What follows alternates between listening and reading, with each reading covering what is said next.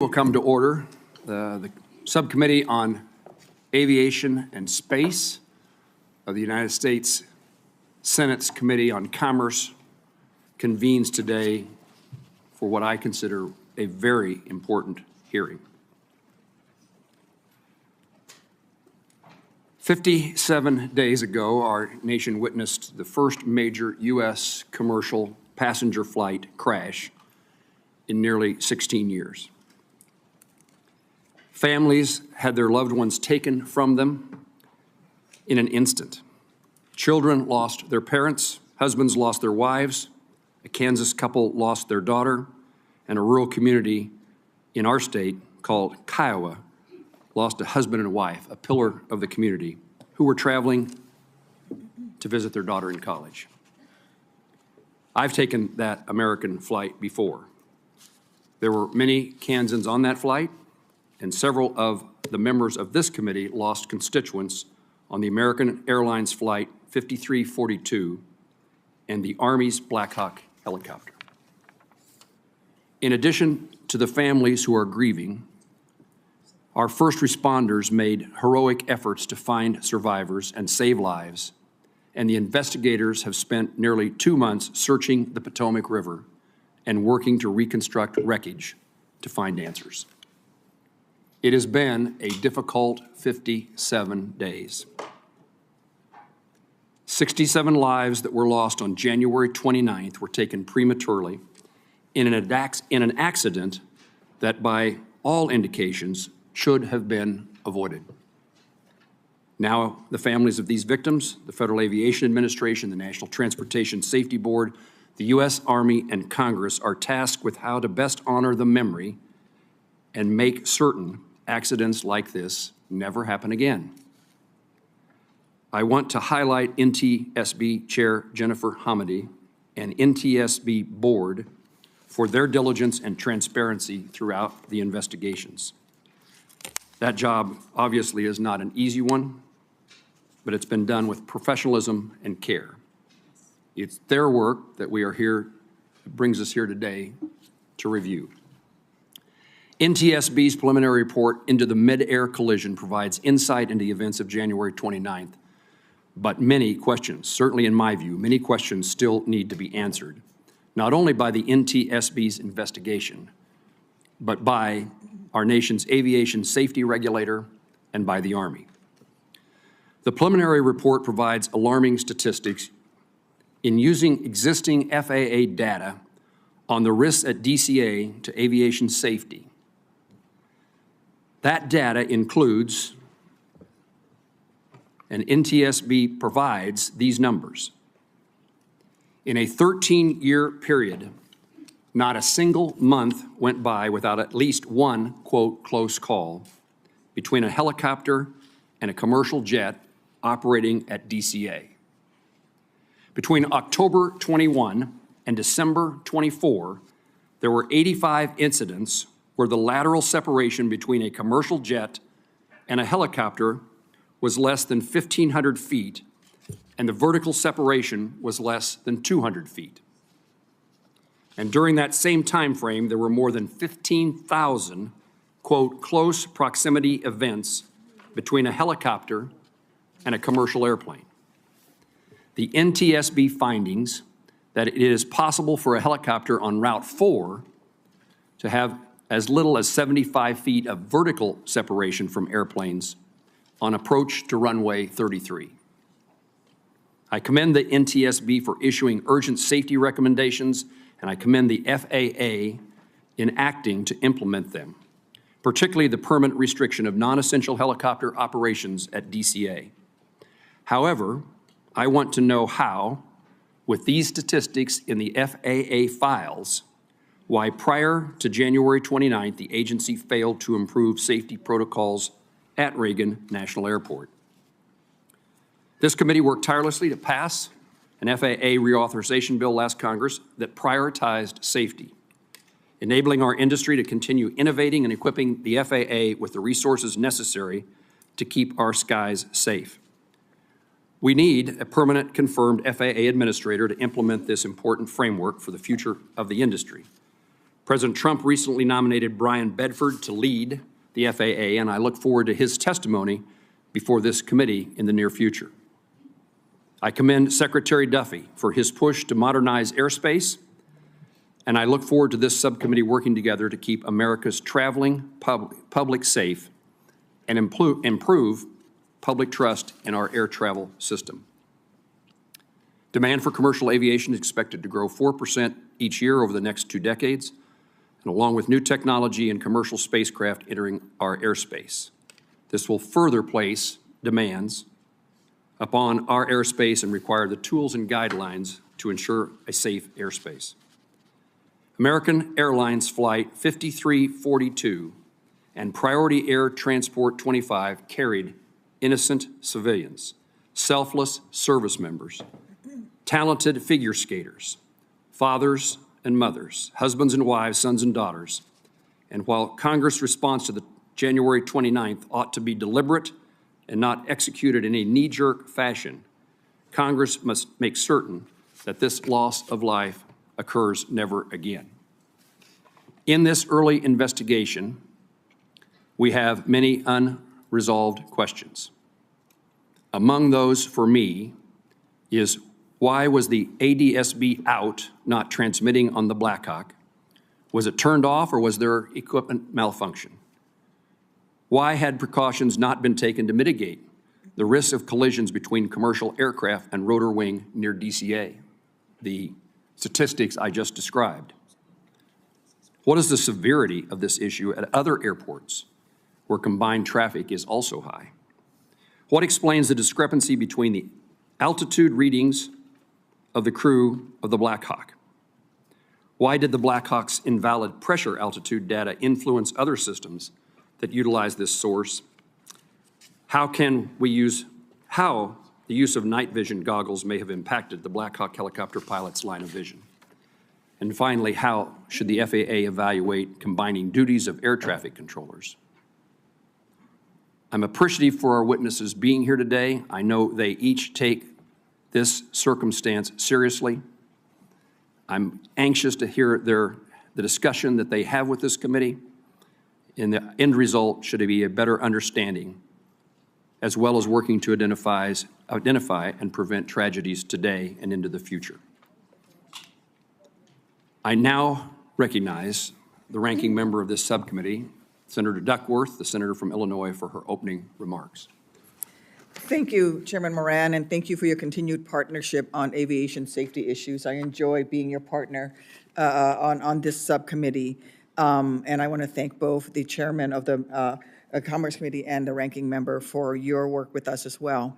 I do want to extend, first and foremost, my condolences to the family members of the victims, some of whom are here with us today, both on the commercial airliner as well as the family members who lost the brave soldiers in the Black Hawk helicopter. These are folks who put on the colors of this great nation, committed themselves to defending this great nation, and were at their duty stations training to protect and defend us as they lost their lives. I also want to thank the first responders and everyone at NTSB for their tireless work to get us the answers that we all are looking for. There's a saying, and as many of you have heard it, our aviation regulations are written in blood. So we have an obligation to the victims to learn what went wrong and prevent a collision like this from ever happening again. As a former Black Hawk pilot myself, and I have flown helicopters out of very congested aircraft at Midway Airport. In fact, I commanded the Midway unit for a number of years. I know how challenging this type of mixed-use airspace can be. But a challenging airspace is no excuse. This should never have happened. This collision was horrendous, and it is heartbreaking. But it was not a surprise. Our alarm bells about potential collisions have been ringing for years. Coming out of the pandemic, we saw a frightening rise in close calls and an erosion of our aviation system's margin of safety. We've known for years that we need more air traffic controllers and more safety technology. The warnings have been clear, and in some cases, right here within this committee, and a bipartisan consensus on the need to upgrade the equipment and the need to train more air traffic controllers. In November 2023, we held a hearing on close calls.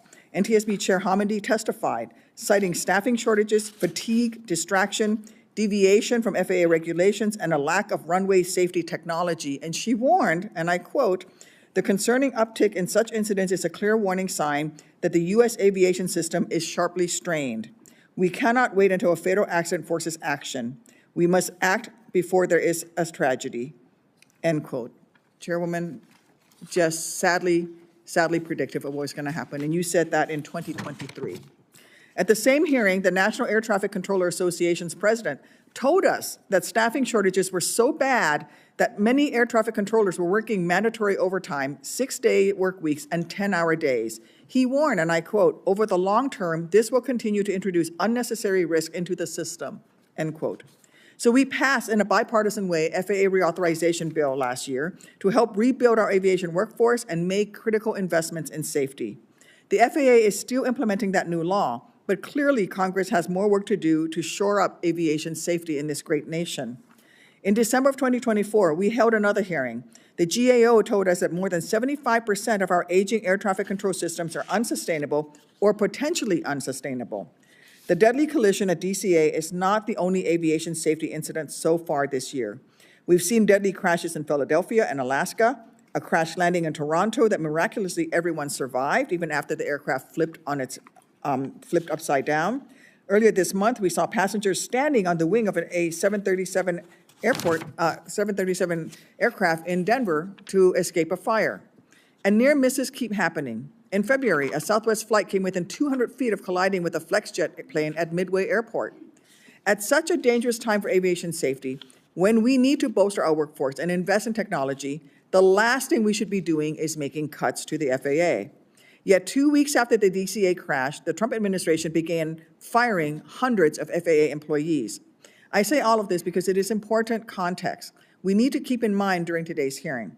We need to understand what happened at DCA, but we also need to understand how this fits into a much larger threat to aviation safety. According to the NTSB, DCA had many close calls in recent years between October 2021 and December 2024. As the chairman has said, there were more than 15,000 instances of commercial aircraft coming close to rotary wing aircraft. 85 of those had a vertical separation of less than 200 feet. And last year, there were also 2 high-profile runway close calls at DCA. NTSB's preliminary report raises several questions. Most notably, how did FAA allow a helicopter route to come within 75 feet of a runway approach? FAA has deconflicted the airspace, but DCA is not the only airport in the country where airplanes and helicopters share congested airspace.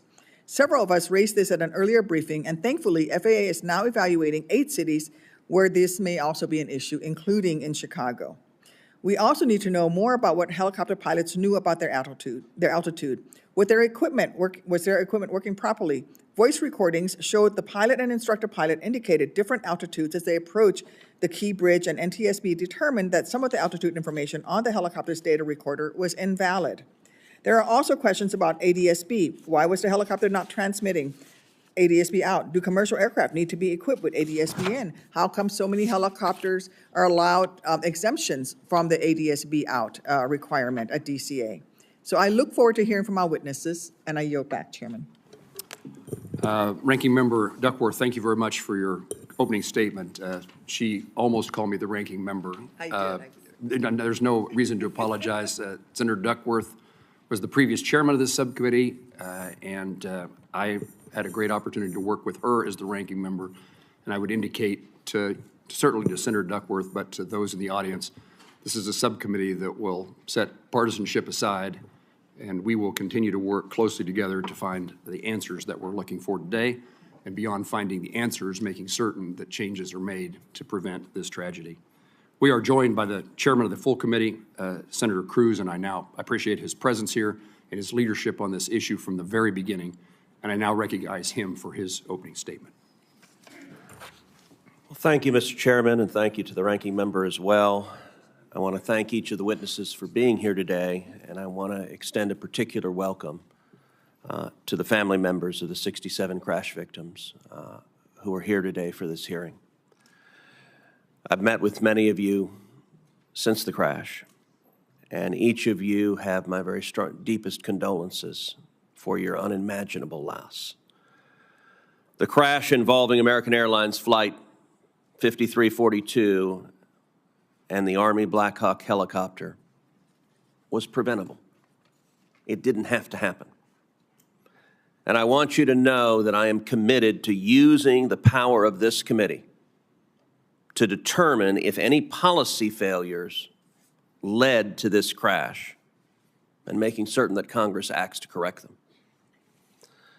This accident marks the first time a commercial crash in the United States has led to mass fatalities in over 15 years. While America's national airspace system has kept Americans safe for decades, this critical juncture shows that more action must take place to enhance the safety of our system. The hearing today will examine the factors leading up to the midair collision 300 feet above the Potomac River. Whether the Army's practice of disabling ADS-B out is a glaring safety concern. Whether the FAA missed warning signs with thousands of instances where helicopters and commercial aircraft at DCA came too close to colliding. Whether the communications between the air traffic controller and both of the pilots of the American Airlines flight and the Black Hawk helicopter was inadequate. The families of the American Airlines Flight 5342 victims deserve answers. Congress deserves answers. And the American flying public deserves answers to these important questions. The NTSB does terrific work. I'm grateful to Chairman Jennifer Homendy and her team for their thorough investigation of this accident. The preliminary report being discussed today is factual. It does not include analysis, nor does it include findings. It is just one step in what will be a lengthy and ongoing investigation. This committee will closely follow how that investigation proceeds and look forward to the NTSB's full findings. Some actions, however, cannot wait. Aviation safety is dependent on what is called the Swiss cheese model. Each layer of cheese represents a defense against an identified risk, building redundancy into the system to plug holes and prevent accidents. After decades of advancements, the U.S. aviation system has been held up worldwide as the gold standard of safety. The FAA's air traffic organization depends on thousands of talented air traffic controllers, hundreds of millions of dollars in annual investments to sustain technologies used to operate the air system, and billions more invested in technologies and facilities across the system.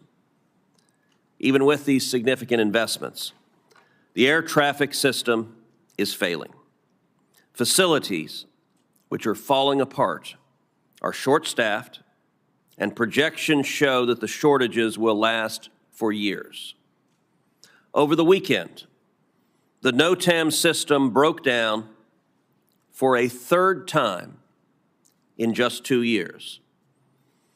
Congress has provided tens of millions of dollars in the past two years to modernize the NOTAM system, and it has broken down already twice this calendar year.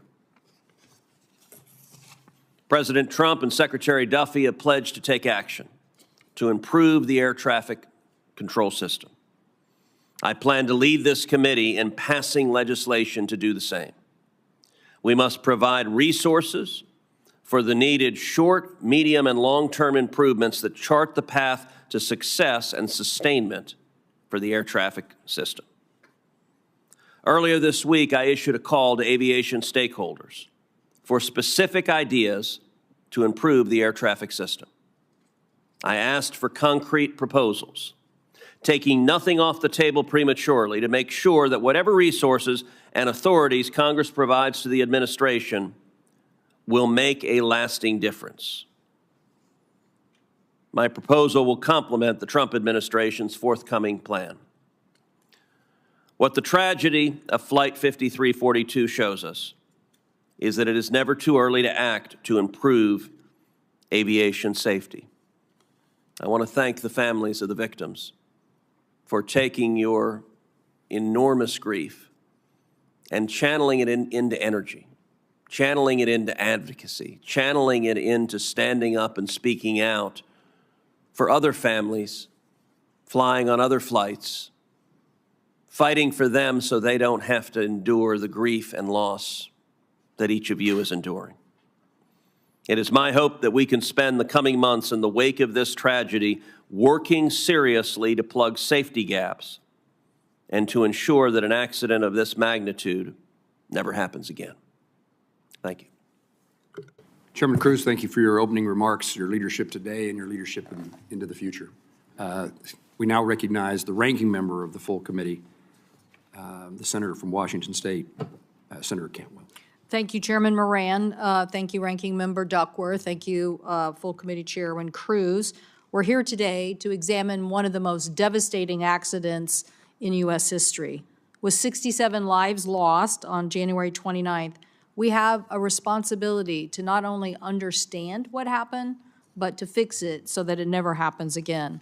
I want to recognize the families who are here with us today and express my condolences, but also my appreciation for the diligence that you now are demonstrating by being here today. Too much of aviation safety in the last several years have been left to the advocacies of families. We shouldn't have to rely on you. You should be able to mourn your losses. But we need you to continue to advocate for these important policies. I welcome NTSB Chair Jennifer Hamady, FAA Acting Administrator Chris Richelieu, and Brigadier General Matt Bramman, who is the Director of Army Aviation. You're here to provide us an update on this collision and why a Black Hawk helicopter on a training flight collided with this American Airlines flight. As we seek answers, the NTSB's preliminary report has alarming facts. First, in the 3-year period leading up to the collision, commercial airplane and helicopters got within 400 feet of each other on 15,214 occasions, within 200 feet on 85 occasions. FAA's air traffic managers approve helicopter route charts annually, so that if the data raised questions about the safety of these routes, the ball clearly falls into the FAA's court as to whether to act on this data or make changes where the helicopters can fly in DCA. A helicopter at 200 feet would only have 75 vertical feet separation from an airplane approaching on runway 33. These findings reveal a very systemic issue that demand answers from our witnesses today. Acting Administrator Richelieu, I want to know, why did the FAA not act? Why did the FAA not act on 15,000 reports of dangerous proximity? How were these helicopter routes allowed to remain when alarm bells were literally going off in the towers? This lack of oversight must change. The Army Black Hawk helicopter was not transmitting what is known as ADS-B out signal, although we don't know why. What we do know is that the military told our colleagues, House Delegate Eleanor Holmes Norton in 2023, that the military operates 100% of its flights in the National Capital Region without this safety technology, 100% of the time. On March 7th, I wrote Secretary Hegseth about this issue for a response, asking to respond by March 21st. I've still heard nothing back. I do not like this silence. It's deafening. General Bramman, I have questions about these policies, especially given that the FAA's 2019 rule stating that the deactivation of the ADS-B out technology pursuant to an exemption was not to be routine.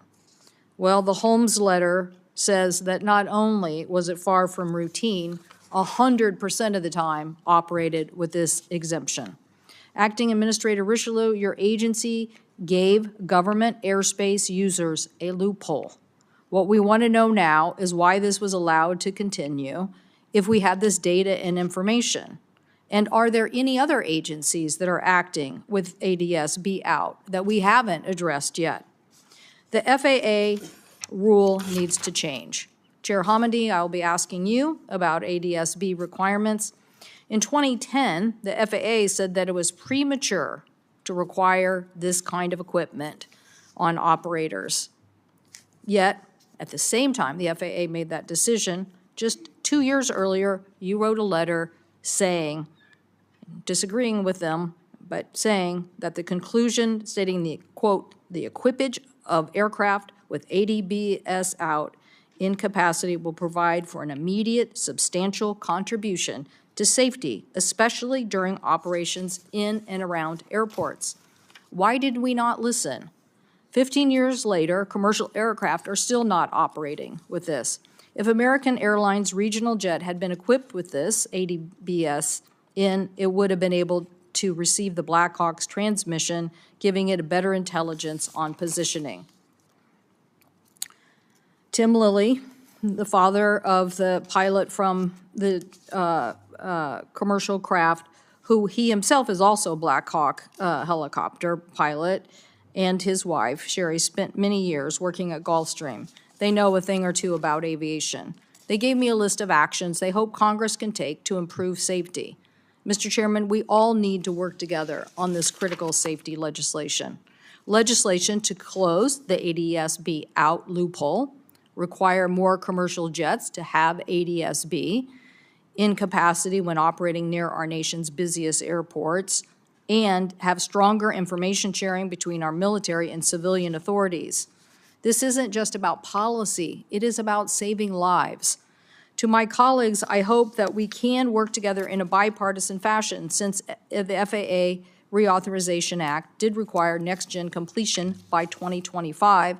We also directed the FAA to develop a plan for accelerating airline equipage with next-gen technologies, and authorized $17 billion through 2028 to modernize and replace the FAA ATC systems and infrastructure. So I do want to say, I do not believe in cutting the services, the benefits, or the training of our air traffic controllers. We need them, and we need them to do their job. I supported Senator Cruz's efforts to continue to advance more training centers to get more air traffic controllers trained. But now we need to learn this painful lesson. We need to make sure that we are preventing future accidents from happening. We must be unwavering in this effort. Thank you, Mr. Chairman, and I yield back. Ranking Member Cantwell, thank you for your opening statement. I'll now introduce our panelists who are here to testify. Our first witness is Jennifer, I'm sorry, I should put a title before you. Our first witness is Chairman Jennifer Hamady of the National Transportation Safety Board. The NTSB is an independent federal agency that investigates every civil aviation accident in the United States and significant events in other modes of transportation such as rail, transit, roadway, and pipeline. She has served as the chairwoman since 2021 and is a member of the NTSB board since 2018. Our second witness is Mr. Chris Rochelot, Acting Administrator of the Federal Aviation Administration. Mr. Rochelot has served at the FAA for more than 20 years in multiple roles, including as Deputy Associate Administrator for Aviation Safety. And our third witness is Brigadier General Matthew Brahman, Director of Army Aviation for the headquarters of the Department of the Army. Throughout his service, General Brahman has deployed over 36 months supporting overseas contingency operations. And I thank you, General, for your service. I now recognize Chairman Jennifer Hamady to deliver her opening statement. Thank you, Chairman Moran, Ranking Member Duckworth, Chairman Cruz, Ranking Member Cantwell, and members of the subcommittee for the opportunity to provide you with an update on our investigation of the midair collision that occurred over the Potomac River near Reagan National Airport on January 29th.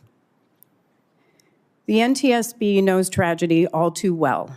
We experience it every day, which is why we fight so hard for safety.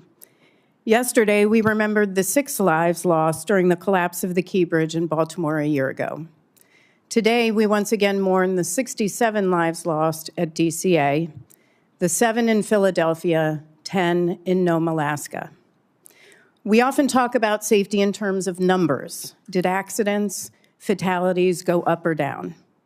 It's important that we remember today that those who died at DCA and in other accidents we investigate aren't numbers.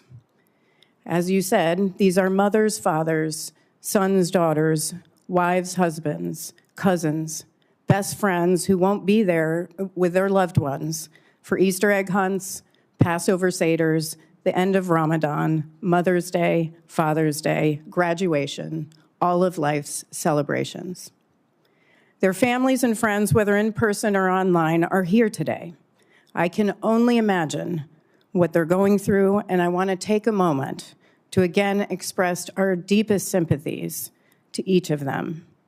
Please know that we keep you in our hearts as we diligently work to determine how this tragedy happened so no one experiences the deeply significant loss you must feel today.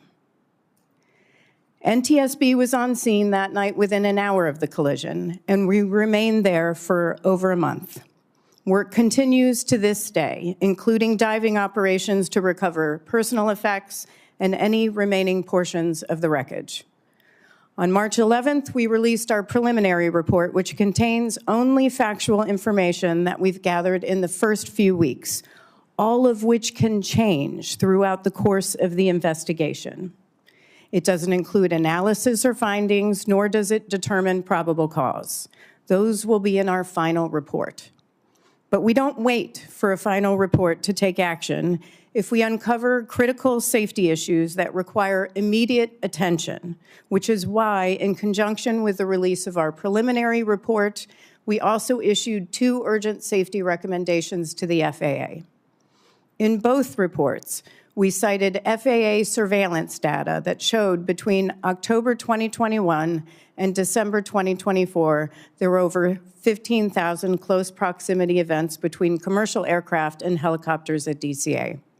In reviewing that and other data, including airport operations and established helicopter routes, we determined that the separation distances between helicopter traffic operating on Route 4 and aircraft using runways 15 and 33 are insufficient and pose an intolerable risk to aviation safety. As a result, we recommended that the FAA prohibit operations on helicopter Route 4 between Haynes Point and Wilson Bridge when those runways are being used for departures and arrivals. We also recommended that the FAA designate an alternative helicopter route that can be used to facilitate travel between Haynes Point and the Wilson Bridge when that segment of Route 4 is closed. I want to commend Secretary Duffy for his swift acceptance of our recommendations. The Secretary and the Acting Administrator and the General have been tremendous partners throughout the course of this investigation, and I want to thank them for their commitment to safety. I know we're all searching for answers, the right safety solutions, but the NTSB is the gold standard for accident investigations for a reason. We are thorough, and we're fact-based. We leave no stone unturned, and we let the evidence guide us. Investigations take time. We have a lot of work to do in this investigation, from interviews to analyses of large volumes of documents and data to review, to air carrier operations that we have to review, helicopter operations, air traffic control, human performance, helicopter airworthiness, flight recorders, and more. In total, we have about 40 NTSB experts leading this investigation in collaboration with the parties and others, and we're aiming to complete this investigation within 1 year, barring, of course, any unforeseen circumstances. Now, I want to close by thanking you for your steadfast support of the NTSB, and I look forward to answering your questions. Thank you, Chairwoman. We now recognize the Acting Administrator Rocheleau of the FAA for 5 minutes. Thank you, Chairman Moran, Ranking Member Duckworth, Chairman Cruz, and Ranking Member Cantwell, as well as members of the subcommittee. Thank you for the opportunity to be here today to discuss the NTSB's preliminary report on the midair collision of PSA Airlines 5342 and a U.S. Army Black Hawk helicopter that occurred in January near Ronald Reagan Washington National Airport, or DCA. I would like to begin by offering my sincere sympathies to the families and loved ones of those who perished in recent aviation accidents, particularly the accident near DCA. The FAA continues to support the ongoing NTSB investigations. Our work with the NTSB will help us understand the factors that contributed to these accidents and we will use the data to inform future FAA actions. Aviation safety is the FAA's #1 priority. Let me repeat that. Aviation safety is the FAA's #1 priority. While flying remains the safest mode of transportation, aviation safety is not static. There's always room for improvement. The professionals at the FAA take their jobs very seriously and strive to ensure safety every day. But the fact of the matter is, we have to do better. We have to identify trends. We have to get smarter on how we use data.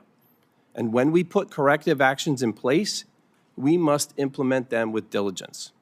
I want to thank Chair Hamady and the entire NTSB team for their dedication in their ongoing investigation. Earlier this month, the NTSB issued an initial report and 2 urgent safety recommendations. The recommendations align with the actions the FAA took under Secretary Duffy's leadership immediately following the accident to restrict helicopter operations around DCA, eliminating mixed helicopter and fixed-wing traffic, and carefully developing alternative routes. Following the NTSB recommendations, the FAA took action to make these restrictions permanent. When essential helicopter operations, such as life-saving medical, active law enforcement, active air defense, or presidential transport must operate in the flight-restricted airspace, fixed-wing aircraft are not allowed in that airspace. We're also continuing to analyze other airports that have both established helicopter routes and nearby airplane traffic. The FAA is also carefully reviewing offshore helicopter operations. As part of this analysis, we're using machine learning and language modeling to scan incident reports and explore multiple data sources to find themes and areas of concern.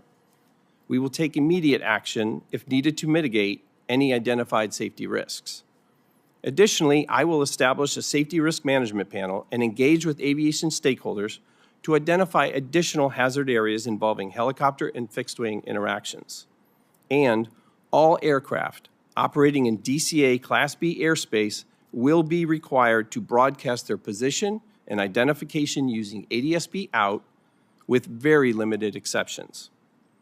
We're bolstering aviation safety in other ways too.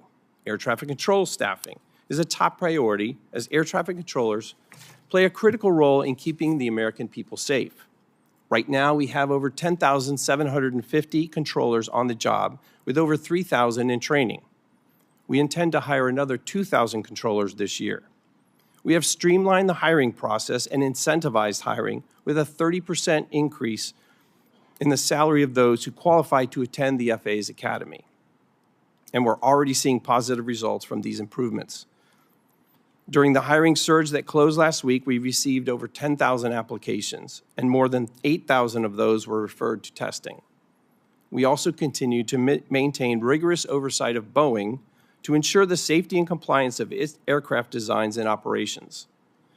This oversight extends to ongoing monitoring of Boeing manufacturing practices, maintenance procedures, and software updates. We're working closely with Boeing to address any safety concerns and to ensure that all required modifications and improvements are made to meet the highest safety standards. We have a strong foundation at the FAA, and we're going to make our agency even stronger. We are refocusing our energy and directing all of our resources to safety, and will continue to recruit, train, and retain the best and brightest for the FAA team. I thank you for the opportunity to testify today. I also thank President Trump and Secretary Duffy for putting their faith in me to lead the FAA during this time. The work we do at the FAA isn't easy, but it's vitally important to the American people, and I'm proud to once again be part of the FAA team. I look forward to your questions. Thank you, sir. Recognize Brigadier General Matthew Brayman for his testimony. Thank you, Chairman Moran, Ranking Member Duckworth, Chairman Cruz, and Ranking Member Cantwell, and distinguished members of the committee. I appreciate the opportunity to come here before you today to speak about the midair collision that occurred between an Army Black Hawk helicopter with the call sign PAT-25 and American Airlines Flight 5342. First and foremost, on behalf of Army senior leaders and all of our soldiers, I want to pass my continued condolences to all those that are affected by this tragedy. I want to thank the professional work of our first responders and the federal, state, and local agencies that responded within minutes to the crash site and aided in the recovery. I want to thank Chairman Hamidi and the NTSB for conducting a thorough investigation and facilitating a close and transparent relationship with the Army as we conduct our parallel investigations. The NTSB remains lead in the investigation, so I can't offer facts and recommendations at this time, but I can offer an Army perspective on the preliminary report and provide clarifying information on Army helicopter operations, and certainly can do that here in the Washington, D.C. area. For context, Pat 25's unit, the 12th Aviation Battalion, falls under the Army Aviation Brigade, or referred to as the TAB. And that unit has the mission to provide continuous, responsive aviation support to senior military and government leaders to enable continuity of government operations and defense support to civil authorities. The TAB is one of dozens of organizations, both civilian and military, that operates helicopters in the D.C. area.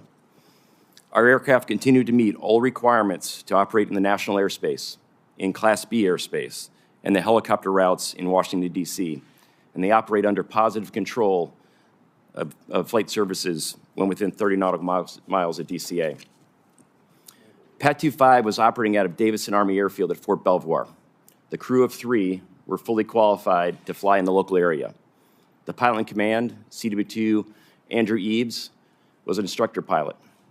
The co-pilot, Captain Rebecca Lobach, was a qualified pilot in command as well, and the crew chief, Staff Sergeant Ryan O'Hara, was a standardization flight instructor.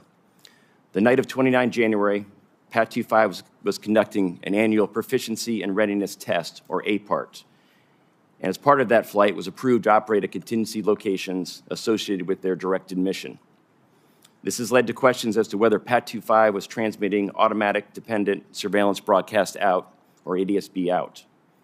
The specific status of both its operation and functionality is something that is under the investigation of the NTSB. The crew, however, was approved to operate with that capability off in accordance with Army policy. The aircraft transponder, however, was active with Mode 3 Alpha Charlie and Mode S when within the Class B airspace, and was emitting all the required information to allow air traffic services and traffic collision avoidance systems to detect and track the aircraft. Army policy does not permit transponder off operations in the national airspace. They do not permit transponder off operations. There is certainly no shortage of speculation on potential causes of the accident. I understand well the desire for answers.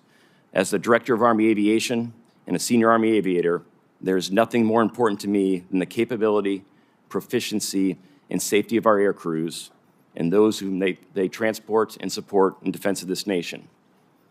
And I'm also personally invested in the safety of our commercial aviation enterprise, as I live with an airline pilot, and her safety and the safety of her passengers is paramount to me as well, which is why it is essential that we see this investigation through to its fruition so we can have well-informed, fact-based conclusions to make desired change when needed. But where prudent, the Army is not waiting to take action. Immediately after the accident, the 12th Aviation Battalion paused all operations. They've only recently resumed flights and only outside the 7 nautical mile radius of DCA, with the exception of flights directly supporting the Secretary of Defense and the Chairman of the Joint Chiefs, and that remains true today. The Army continues to fully comply with all FAA restrictions on helicopter traffic over the Potomac River near DCA. The Army is actively participating, along with other military services and agencies, with an FAA-led working group to redesign the Route 4 helicopter corridor as recommended by the NTSB in its preliminary report. We've also issued interim guidance to elevate the approval authority to operate ADSB off. The Army is fully committed to a transparent and collaborative review of the events of 29 January and of all operations in the vicinity of DCA. We support any and all efforts to ensure a tragedy such as this never occurs again. Thank you for the opportunity to appear before this committee, and I look forward to answering your questions. Thank you, General. Let me begin by asking witnesses questions, and then we'll alternate between Republicans and Democrats based upon time of arrival after the leadership of the committee has their opportunity to ask their questions. Chair Hamidi, let me begin with you.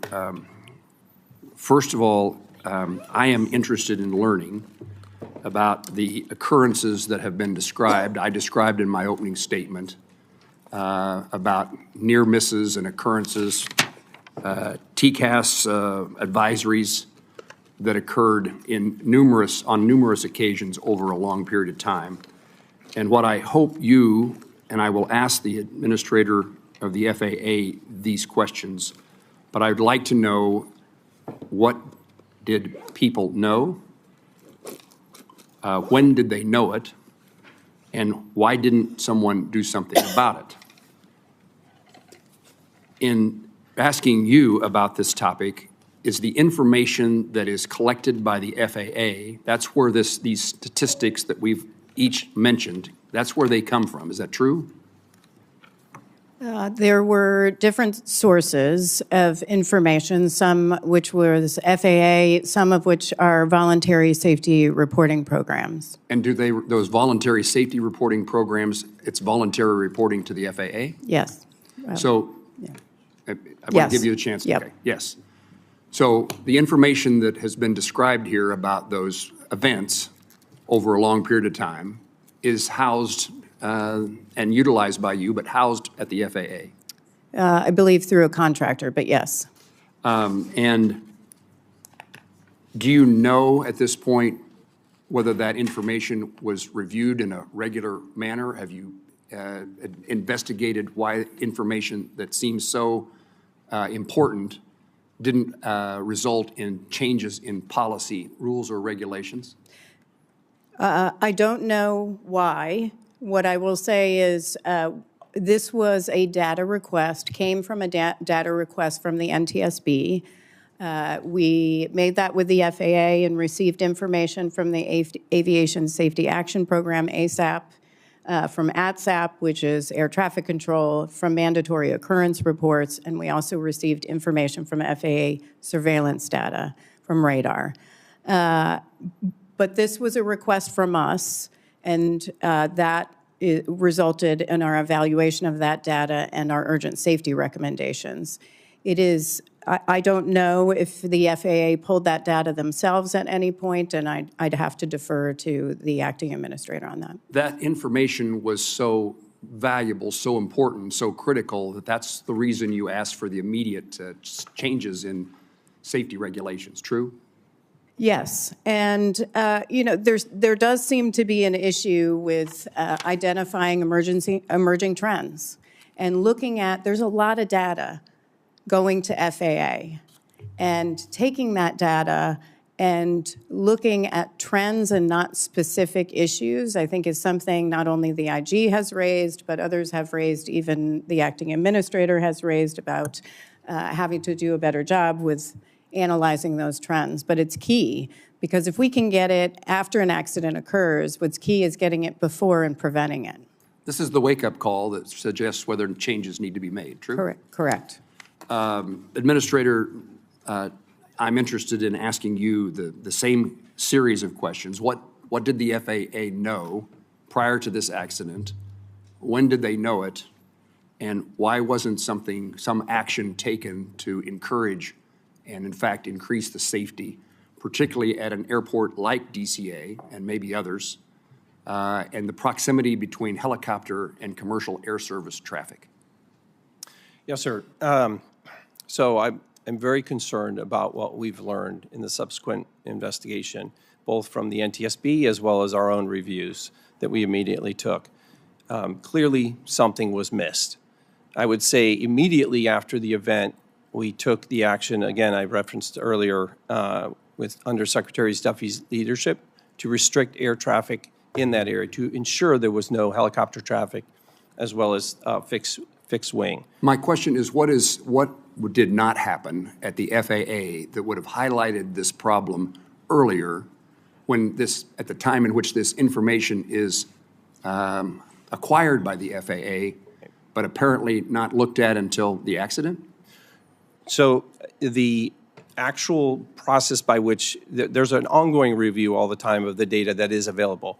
As the chair mentioned, there's millions of pieces of data that come in, and I would tell you that we have verified every single near midair collision was investigated, but there are certainly those instances where the information itself was not identified, and that's why we've put artificial intelligence and machine learning in place now to ensure that we're able to go through millions and millions, tens of millions of pieces of data to identify those trends and act quickly to mitigate those risks. There's no question but what, had this information been utilized by the FAA or others, that steps could have been taken to make certain that flying, particularly again in the circumstance of helicopters and commercial aviation at a place like Reagan National Airport, there would have been an opportunity to do something had that information actually been known and acted on. Yes, True? sir. That True? is correct. Thank you. Senator Duckworth. Thank you, Mr. Chairman. Following up on the chairman's questions, which is also my first question, Mr. Rushlow, can you tell me if this new methodology using the AI or whatever other methodology you're using to look at the aggregate data is being applied to other airports where there is close helicopter traffic in proximity to landing aircraft? Commissioner? Yes, Senator, it is. We have 10 locations around the United States, including Alaska, Anchorage, that we're looking through right now, what we are referring to as hotspots, to look at similar trends, similar activities as it relates to fixed wing and helicopter operations. Is this methodology of reviewing aggregate data going to be applied nationwide, not just in this particular area, but to look at the overall trends of near misses at other airports, not just between fixed wing and rotary wing? Yes, ma'am. So there are 3 activities going on right now. First, the hotspots I referred to. Second is kind of a nationwide use of this review and use of this new capability that we've just admitted. And then, of course, the ongoing analysis and how we're doing that with our industry partners as well as the military. Thank you. According to NTSB, between, as we've said, between October 2021 and December 2024, there were more than 15,000 instances of commercial aircraft coming close to helicopters. 85 of those had a vertical separation of less than 200 feet. General Brayman, do you know how many of those 85 close calls involved Army helicopters? Ranking Member Duckworth, we do not. Can you tell me why that is? That data in those databases is currently not shared, but certainly the Army is interested in becoming part of an opportunity to share data because that's relevant to our safety as well. Mr. Rushlow, will the FAA commit to sharing that data with the Army? Yes, ma'am, we will. Thank you. We've also asked for that information, and we're going to share it as part of our investigation with all the parties. And I think this needs to be ongoing into the future so that especially the military aircraft that are flying within rotary wing close vicinity, these folks should be getting this data, and we can do that moving forward. Administrator Rushlow, will FAA, or I've already asked that, General Brayman, can you explain the Army's rationale for its policy that gives commanders discretion to determine how many crew chiefs are needed for a particular mission? I think it's important.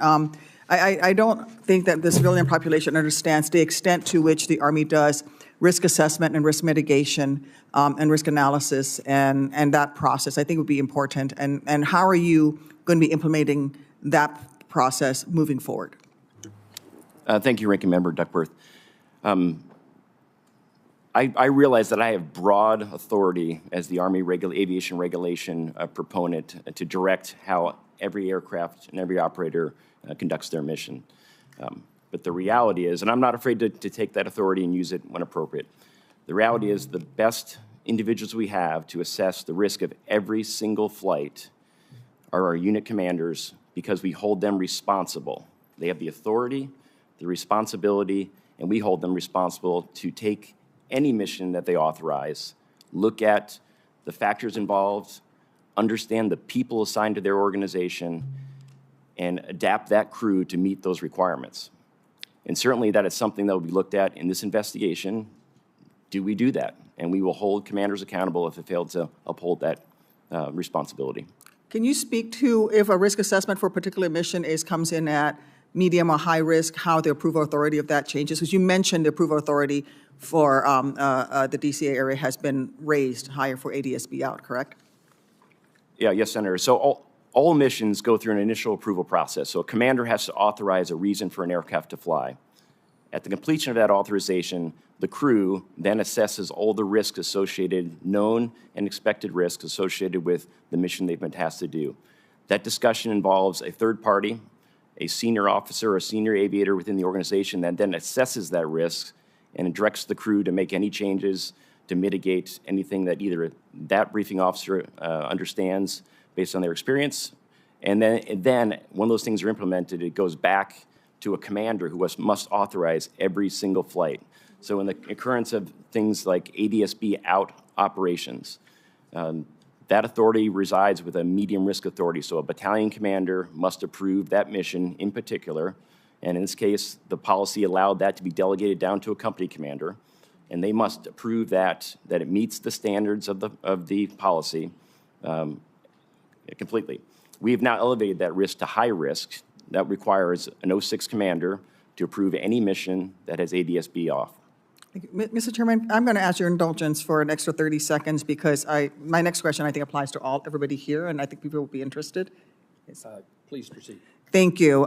This is for the FAA. I am hearing that there is a backlog of air traffic controllers waiting to get their FAA medicals approved so that they can return to duty. And we have an air traffic controller shortage right now. I think in the Chicagoland area, there's about a dozen air traffic controllers who are waiting for, they got new medication, whatever it is, but they're waiting as long as 12 to 18 months to get an appointment or to get a ruling from the FAA medical office so that they can actually get back on the job. And they're just sitting there not able to do their job. And I think this is a problem at all of the major airports around the country. I'm sure every one of us has air traffic controllers waiting to be put back onto duty, and they can't because of the backlog with the FAA medical system. Can you speak to that? And will you commit, if I give you a list of my air traffic controllers who've been waiting, will you take a look at those folks and make sure that their medical issues are addressed so we can get them back on the job? Yes, Senator, I commit to that. Chairman Cruz. Thank you, Mr. Chairman. On March 1st, multiple commercial aircraft landing at DCA reported receiving a traffic alert collision avoidance system, a TCAS resolution advisories, as they were preparing to land, advising pilots of an impending threat from above and in some cases directing the crews to take evasive action by descending. I think we were all alarmed that just a few weeks after the tragedy, commercial pilots were being told they were at imminent risk of a deadly mid-air collision. It's now come to my attention that these warnings were caused by the Secret Service and the U.S. Navy improperly testing counter-drone technology at DCA. Apparently, the Navy was using the same spectrum band as TCAS, causing the interference and faulty resolution advisories, even though the FAA had previously warned the Navy and the Secret Service against using that specific spectrum band due to interference risks. Acting Administrator Rocheleau, is that correct? Yes, sir, that's correct. Let me just say this deeply disturbing that just a month after 67 people died while on approach to DCA, that the Secret Service and Pentagon would inadvertently cause multiple flights to receive urgent cockpit alerts recommending evasive action. It is inappropriate for such testing to occur at DCA given the facts of what occurred. And I expect this committee to investigate why precisely that happened. General Brayman, I want to turn to your testimony. On March 11th, Chairman Moran and I sent you a letter asking a series of very specific questions. This week, the Army responded with a one-page information paper. However, there were specific questions in the letter that were not answered. I want to turn to them now. We asked you specifically, how frequently does the Army turn off ADSB out transmission? Chairman Cruz, as I stated in the discussion about how we approve the missions, a mission would have to fall into the category as defined in the federal regulation and Army policy. It must be It must have national security implications and be sensitive in nature to be able to do that mission. General, you're not answering my question. My question is, how frequently is ADSB out turned off? I wasn't asking what the standard is.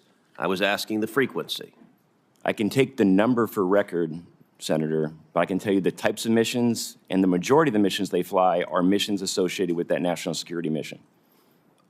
Is it accurate that ADSB out is turned off for 100% of missions flown by the Army Air Brigade at Fort Belvoir?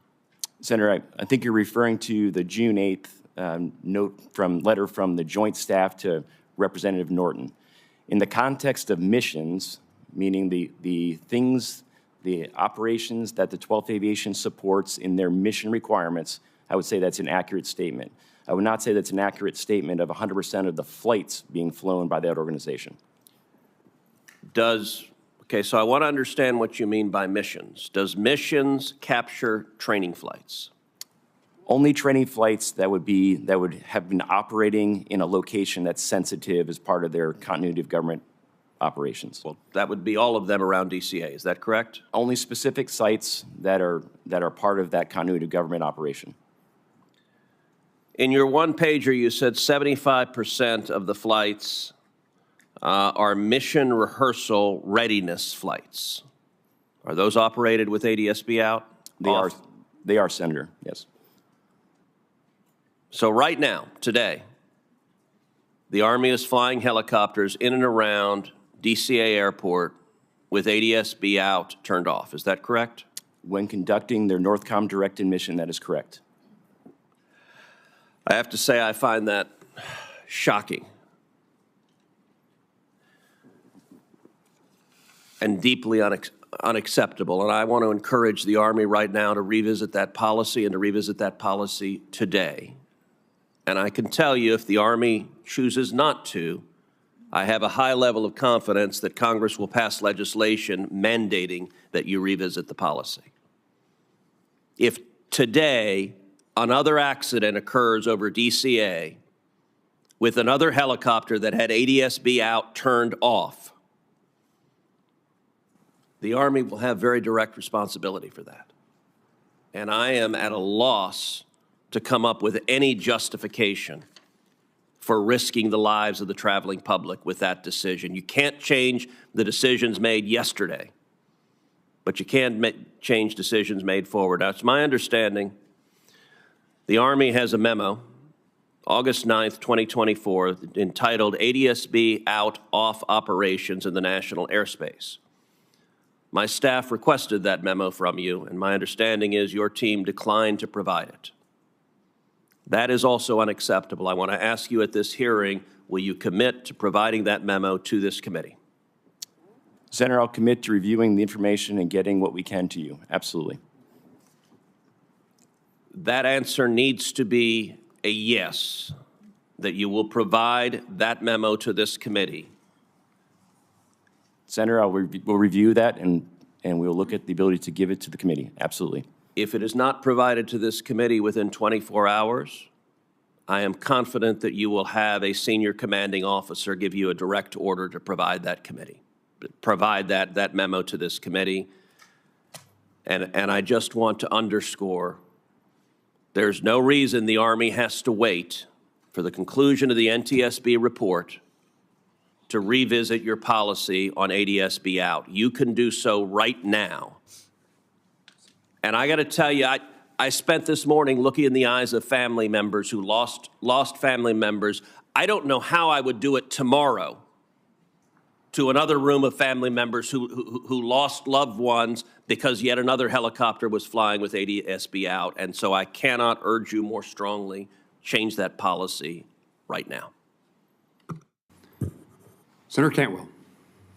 Thank you, Mr. Chairman, and I too have asked for the same memo, so I want to follow on in the same line as Senator Cruz. I also want to associate myself with the information you're requesting on spectrum interference. This is one of the issues that I think, one of the reasons why I think spectrum and spectrum fights are so important is because I think the agencies with adjacency and issues, we can't leave this up to the flying public and But I want to go back because Brigadier General, you mentioned in your testimony, we now have the additive dialogue that we just heard, but you said it's not allowed. You're saying it's not allowed. ADBS out was not allowed. That's what you said earlier. Is that in your testimony? In addition to the Holmes letter, you basically stated that using ADBS out, it's not like it was it was not allowed. Army policy is ADSB out is not to be used for routine use. Okay, so, acting administrator, did you know this? Did the FAA know this? Did the FAA know and understand and absorb this? Did you know that you were allowing a flight to go within 75 feet of each other and there was no signaling message that we have already identified as a safety measure is something that we have had as a requirement? So I understand the FAA was aware of this. We have an existing memorandum of agreement with the Department of Defense. Did you know it was 100% as the Eleanor Holmes Norton and as the Brigadier General is pretty clear this morning, we don't allow it, even to the point of not answering Senator Cruz when they're going to change it, because I'm pretty sure their attitude is going to be, we don't allow it. He's going to say he would rather have a route somewhere where he can fly without it. That's what he's going to say. And so, you know, that's a separate issue over here. Our job, though, is the FAA oversight, and you can't give exemptions to things that you don't understand. And so he, in their application, kind of made it sound like, well, it's not going to be that routine, but he's very clear. They're never turning it on if they don't have to. They're never turning it on. So what I don't understand is why the FAA didn't understand that. Why you would allow this design. This is the wrong design. Whoever said you could fly in this airspace this close together without a safety feature that was already being required by the FAA and then giving them an exemption makes no sense.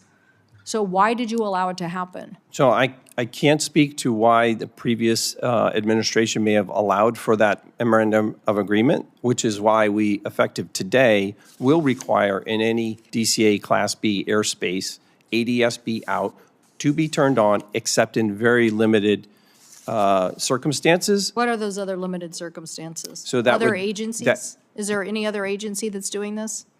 So that we have 46 different helicopter operators within the National Capital Region. But again, DCA Class B airspace will now require ADSB on to be out. What other agencies are operating this way? So we have certainly a number of military units. We have local law enforcement. We certainly have the Department of Justice and FBI. We have a number of different agencies that fly the Park Police, and those are the entities that we're working with closely now to make sure, first and foremost, they understand the new restrictions that we have in the airspace. Do they have exemptions? Some of them do. Are you concerned about this? Absolutely, which is why we immediately put in place the requirement to have ADSB out on. And so you think they're operating that way? Yes, ma'am. You think that Homeland Security is operating that way? They are operating, effective today, they will be operating with ADSB. Effective today? Yes, ma'am. So for the last month, you've known, as I am going to submit for the record, a letter from the Department of Homeland Security that basically says, under the federal aviation waiver, all U.S. Custom and Border Protection, air and marine operations in the capital region basically have this exemption as well. So And they haven't had. So I want to understand, if people were Sure. still flying in this airspace, we all fly in and out of this airspace. Right. Do we now have to worry about other operators in this airspace that may be doing the same thing as happened with the military? So And I now should- you're telling me you're going to take action today. I should clarify, immediately after the accident, we put the restrictions in place so that no mixed traffic could occur. No helicopters and fixed wing in the same airspace. Today, we're requiring the ADSB out to be on. So previous to this day, the fixed wing as well as helicopters were not allowed in the airspace. So we cleared So now the today- complexity of that airspace. Now today, you're going to say to Homeland Security, you have to have ADBS, basically, the automatic surveillance broadcast system has to be on. You're going to make that today. That's correct. Well, I For would. any of the Class B airspace that you can see in the graphic, in that red airspace, that's required. Acting Administrator, you're not building faith in this system of oversight of the FAA if you're telling me that we now have a bunch of other operators in this airspace that you now said after the accident were prohibited, but now you're going to turn it back on, and if they meet this requirement. And we have letters from them thinking that they're exempted.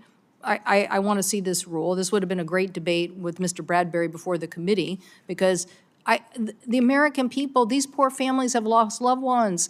This is not their day job. It is your day job. It is the day job of the FAA not to allow these exemptions to become prolific and everybody use them, and then us have to sit here and figure out how to do our oversight job of you to make sure that these details are exposed, when we can't even get a memo from some of these agencies. So, Mr. Chairman, I know my time has expired, but I will come for a second round with the witnesses, because I think it's clear. The NTSB has been very clear on the requirements for ADSB in, and in this case, if they would have listened to them, it's $40,000 to equip, $20,000 to equip one plane. You could probably equip the whole fleet of aviation for $100 million. I guarantee you their lives, the family lives, are worth that. Thank you, Mr. Chairman.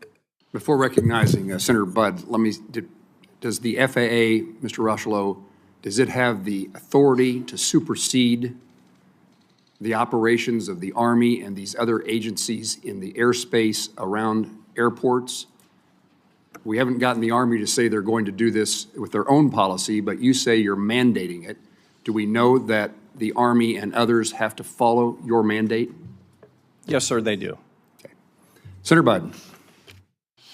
Thank you.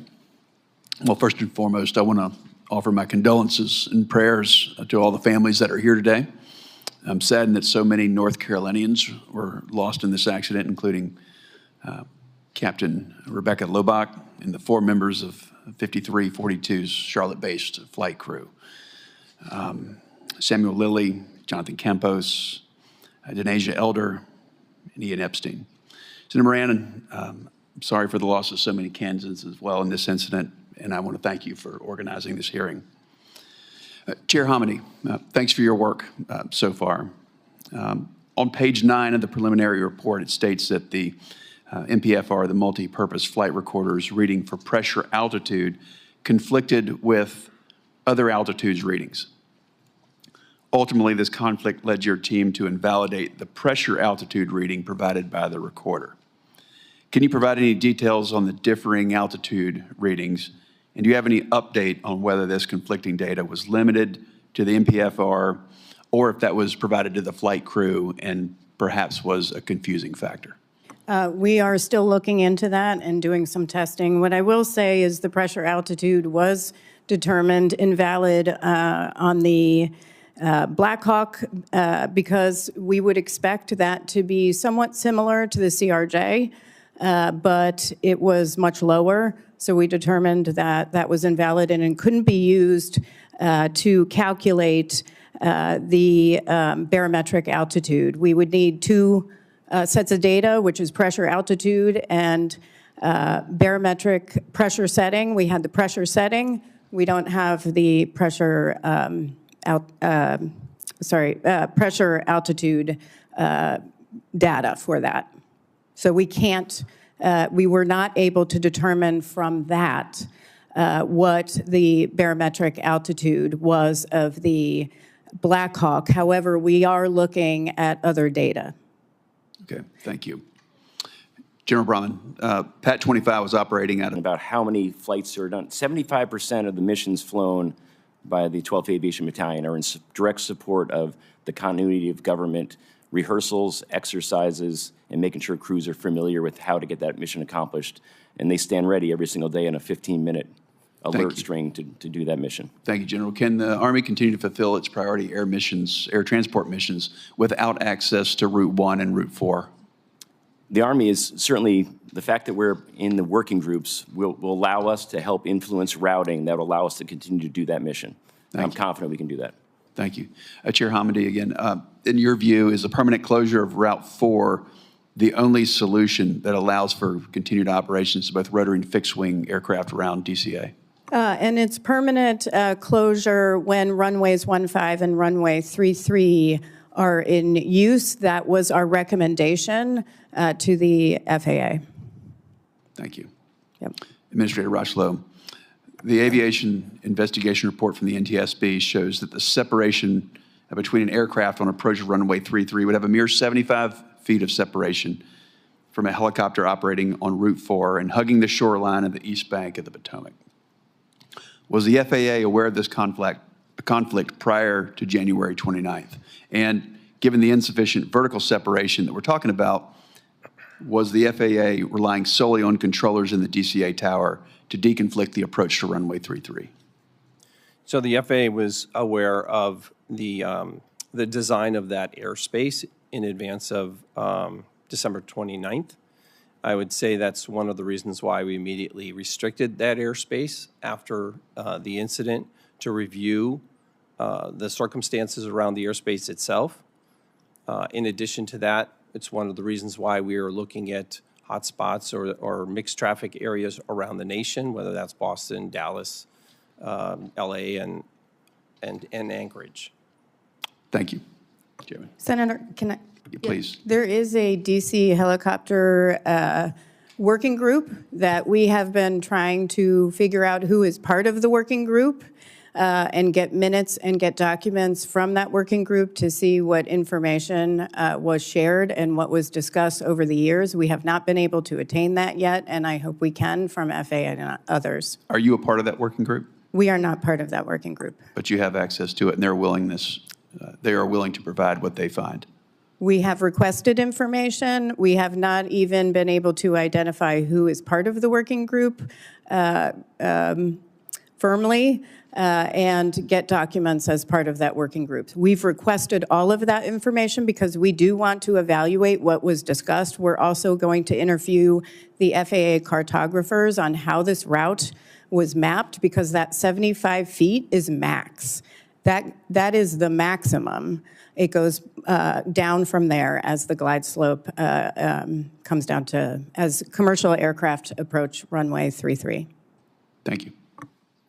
So let me see if I can help Senator Hamady, Chairman Hamady. That's a very hard job, no. You are very good at public relations with senators, that we recognize the challenges you face.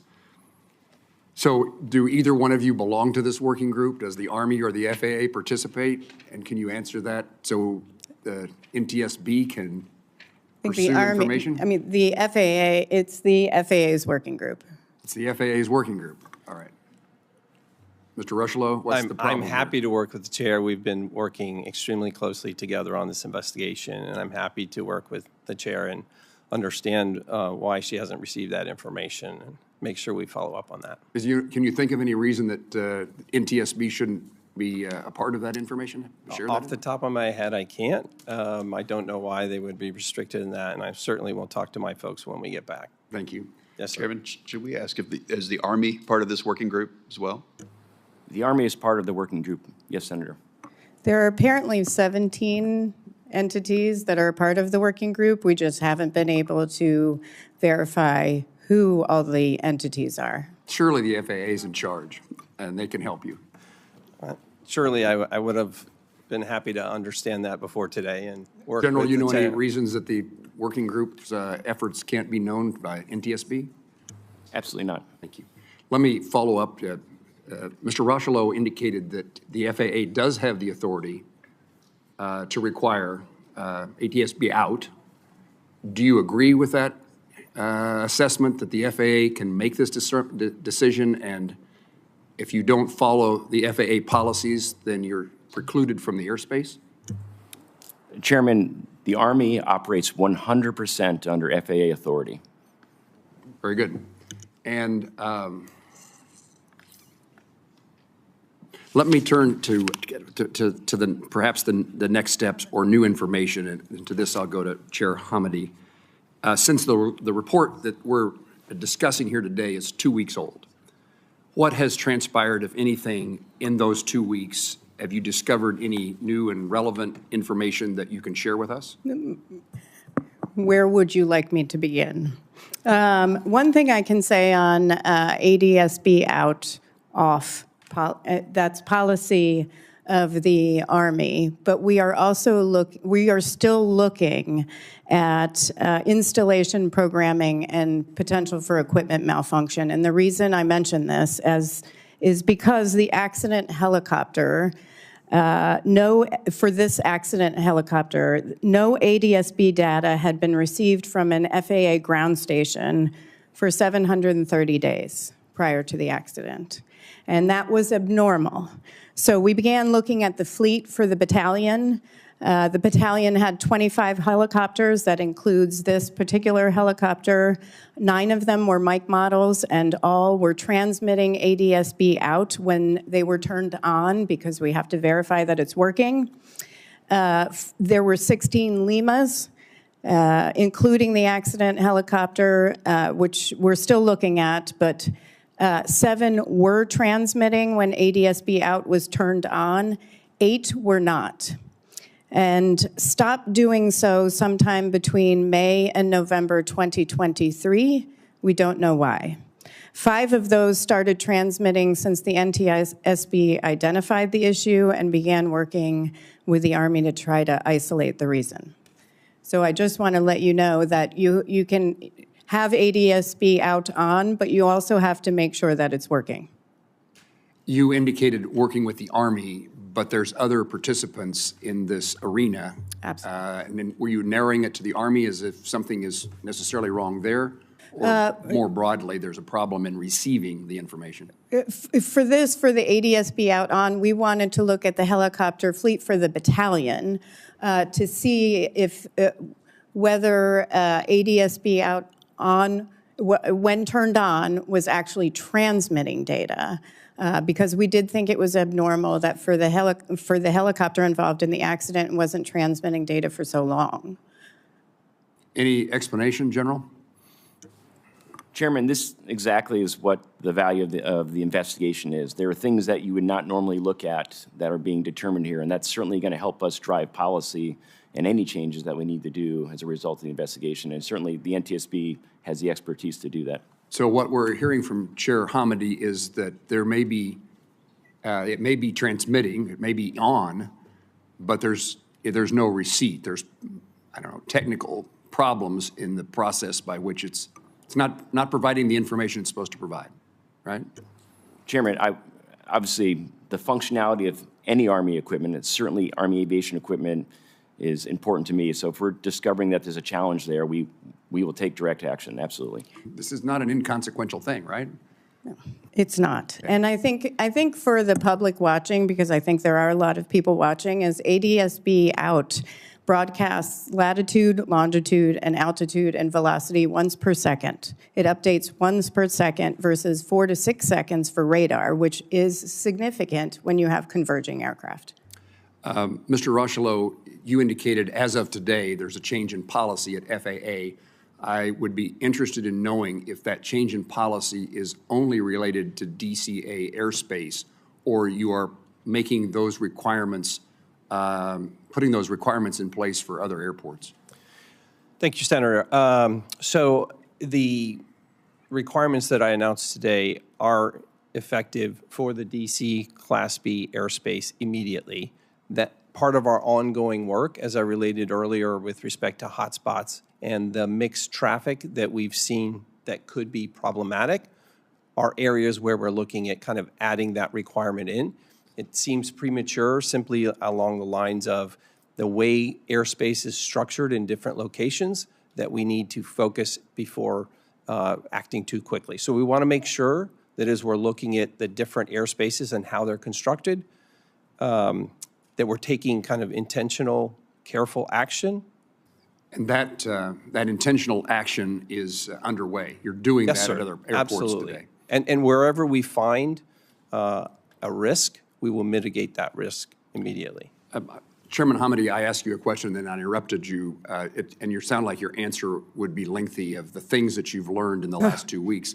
I'll come back to you after recognizing the two senators to my left. Thank you, Mr. Chairman. I want to follow up on what Chairwoman Hamady is talking about, testing the ADSB out, whether it's actually transmitting data, because the data was not received. Will we be able to check that with all of the other rotary wing operators that are in this region as well? Is that something the FAA should be mandating? Is that they could do that? I mean, you're not looking at the other operators because they're not part of this accident, correct? So then my question for Mr. Rushlow is, will you be directing, will the FAA be directing all of the other helicopter operators, whether it's Homeland Security, local law enforcement, who have this exemption to ADSB out, will you be directing that they actually test their equipment to make sure that it is actually transmitting the data that can be received? Yes, Senator, I think that's part of our ongoing work in the collaboration between those operators and how we make sure they, first and foremost, understand the requirement, and second, that their equipment is functional. Okay, thank you. I wanted to also follow up on my earlier questioning about the FAA's air traffic controller workforce. I had mentioned, you had committed to looking at the list of names I gave you, that I will be giving you for the air traffic controllers who are waiting for medical review. I would like for you I'd like for you to commit to reporting back to me in writing about how many controllers around the country are waiting for medical clearances so that they can return to work, and what the FAA is doing to make sure these medical reviews are happening in a timely manner. I will commit to that. Thank you. In the race to hire more air traffic controllers, and then the staffing was adequate on that evening, but we could have used more air traffic controllers, obviously. And in the race to hire more air traffic controllers, I want to make sure the FAA does not lower your longstanding high standards for air traffic controllers. There could be a temptation to sacrifice effectiveness for efficiency, but the FAA must stick to its stringent standards to protect safety. Can you assure this committee that as the administration works to hire more air traffic controllers, you will not in any way lower the high standards that is currently required for individuals to become certified air traffic controllers? And there's plenty of places, a lot of them are in actually Kansas, that have the expertise to help us train air traffic controllers, as long as we keep those high standards. 100%. Part of our ongoing activity to surge in air traffic controller hiring is to look for the best and the brightest, and that's exactly what we're going to continue to do. Thank you. You're back, Mr. Chair. To follow up on Senator Duckworth, you should look to Kansas, and we'd welcome you. I'm going to turn to Senator Schmidt in just 1 second. General, the senator from Illinois was asking about routine maintenance and determining whether equipment is working. You have a standard in place that what Chairwoman Hamady said. It doesn't make sense to me that you wouldn't know there were problems with the transmission or the equipment. Do you have a protocol in place and that equipment inspected on a continuing basis? Certainly, Chairman, with general aviation operations, we have protocols for the status of aircraft. I will have to get back to you and take it for the record on what the protocol is to ensure that ADSB out transmissions outside of the aircraft are being received. It's something I'll have to look on. How do we do that? And whether protocol is being followed? Absolutely. Thank you. Senator Schmidt. Thank you, Mr. Chairman. And my friend from Illinois would agree. I certainly don't want to. I don't want to see us reduce standards. I guess, and following in that same spirit, with Mr. Rochlow, can you commit that no hiring decisions will be made based on race? Yes, sir. Again, we're looking for the best and the brightest, and we're prioritizing those who are best qualified. Because as you know, there's a lawsuit by about 1,000 folks who are claiming that they didn't get a job because of their race, the FAA. We're all about Yep. making sure the best and the brightest are there, and we do that through a Great to testing hear. mechanism. That's great to hear. I did want to ask, General, and again, I apologize if this has been asked before. They're running us in and out of here, different committee hearings, armed services. I did want to ask, this was a very strong crew in the Black Hawk. Is it typical, or I guess, is it a problem? Is it typical and is it a problem to have someone who is a lower rank as this is my understanding, that the evaluator was a lower rank than the pilot? Is that a typical situation? Is that problematic? Is that not a problem? Do you think it contributed in any way? I just wanted to get your assessment. Thank you, Senator, for the question. It is extremely typical in Army aviation because the preponderance of our force are our warrant officers, and they are professional aviators. That's what they do for their entire career. And so they are our instructor pilots, our maintenance test pilots, our safety officers, and our commissioned officers fill roles of leadership within the organization. So it's a very routine to have a senior member being evaluated by a junior member. Okay, so I'm sure you've gone through this analysis, and I just feel like in the spirit of making sure we're getting this right moving forward, that you don't think there's a systemic problem associated with maybe somebody with a lower rank saying something to somebody of a higher rank in those kind of situations. You've went through that analysis, I'm assuming. Absolutely, and that is certainly the personalities of crew members and capabilities is something that is considered in that risk brief process for every single flight. Is it the right crew? Is the crew mixed properly? Commanders would know if there's issues with simple as they don't get along. And commanders would take that into account before approving any flight. And I guess for the FAA, and again, maybe you've been asked this before, but clearly in the chairman's opening statement and a number of the committee members, just the report, the statistics of the number of near misses between helicopters and aircraft landing at DCA, that, those operations now have been halted. Can you just explain to the American people why that didn't happen before?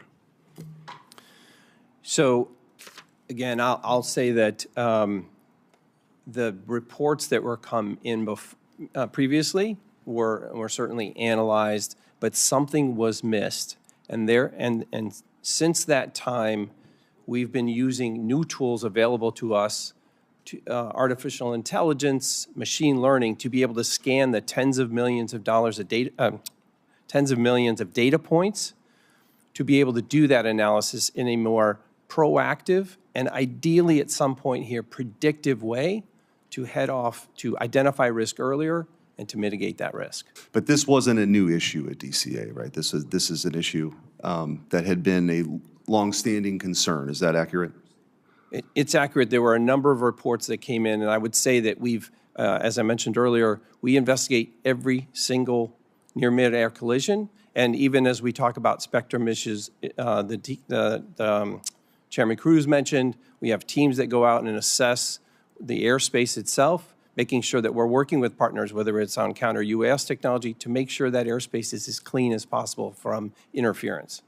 And so moving forward, obviously it's a response to the tragedy that happened, and I would be remiss not to express my condolences to the families who are here. I know everyone has, and it's devastating for each and every one of you, including some folks from back home. And so your advocacy does matter, and it will carry beyond today, right? This is important. So I ask in the spirit of that, moving forward then, is that how you see things, that the state of play as it currently is now will continue? Yes, sir. We'll continue to use the latest tools we have to be able to assess that data and work with the industry, with the aviation ecosystem, if you will, to identify that risk early and to mitigate that risk immediately. Okay. Thank you, Mr. Chairman. Thank you, Senator Schmidt. Mr. Rocheleau, at the moment, whether it's on or off is irrelevant because there's no flights. You're announcing something that doesn't, at the moment, matter because you have not lifted the ban on the flights. Is that true? So it's helpful to, if I can just point to the graphic. In the graphic, I can explain that in the yellow sectioned area, the graphic there, that is where there is no mixed traffic. No helicopters, no fixed wing, except for those very few circumstances where we have emergency national security type of traffic. In the red section, in that red airspace, is where ADSB DCA Class B airspace is now required. You'll also notice where, based on the NTSB recommendations, where we've eliminated Route 4 down going north to south on the Potomac, as well as Route 6 that formerly, you can see on the left side of the graphic, was in effect between from the west to the east where Bowling Air Force Base is. I'll have to think about that. Yes, sir. Thank you. Mr. Chairman, if I could, just for the record, because I see we have several Senator colleagues. Cantwell, you're recognized. Thank you, Mr. Chairman. Just to clarify on your point, Acting Administrator, we still have a rule that says they have an exemption, all sensitive. So I know you're making a declaration today, but I don't think that supersedes the rule.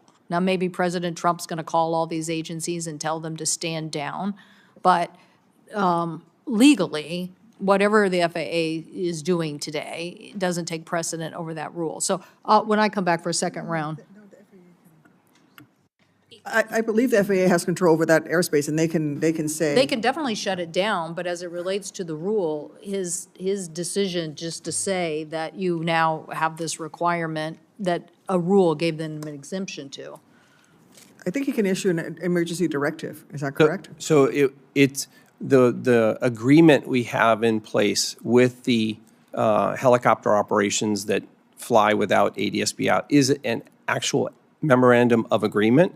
It is not a formal rule. So it's an agreement we have with the Department of Defense and the other helicopter operators in the DC area. And we can get a copy of that, the MOU? Thank you. Senator Hickenlooper. Senator Hickenlooper. Thank you, Mr. Chair. Mr. Rushlow, you earlier testified that you've looked at the places, the airports with higher volumes of mixed traffic. I think you mentioned Boston, Dallas, Anchorage.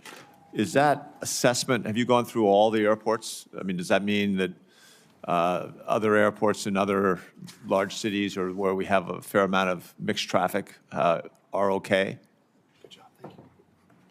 So we have 10 locations, a total of 21 airports. So we are doing this hotspot review, this mixed traffic review across the nation, including in the Anchorage area. So we're reviewing all the airspace designs to see where we may have this indicator of risk with mixed traffic. So helicopter operations as well as fixed wing. And so you mentioned Boston, Dallas, and Anchorage. That's not the full list, I assume. That's correct, sir. And so when will this be done? So obviously, 21 locations, I'm receiving regular updates. I anticipate that being, let's see, I anticipate that activity being concluded in the next couple weeks. I will tell you that our teams they're being very intentional about how they go through that airspace because it's been built over time as it relates to helicopter routes and other approaches and departure routes. So we're being very intentional, very careful. We don't want to move quickly with inducing additional risk. Right, I understand that, but obviously time is of the essence. Yes, sir. When you're in a situation like this, making sure that even a preliminary warning as part of that assessment would be pretty valuable. And any indicator that there's an emerging risk, we would take immediate action. Ms. Hamady,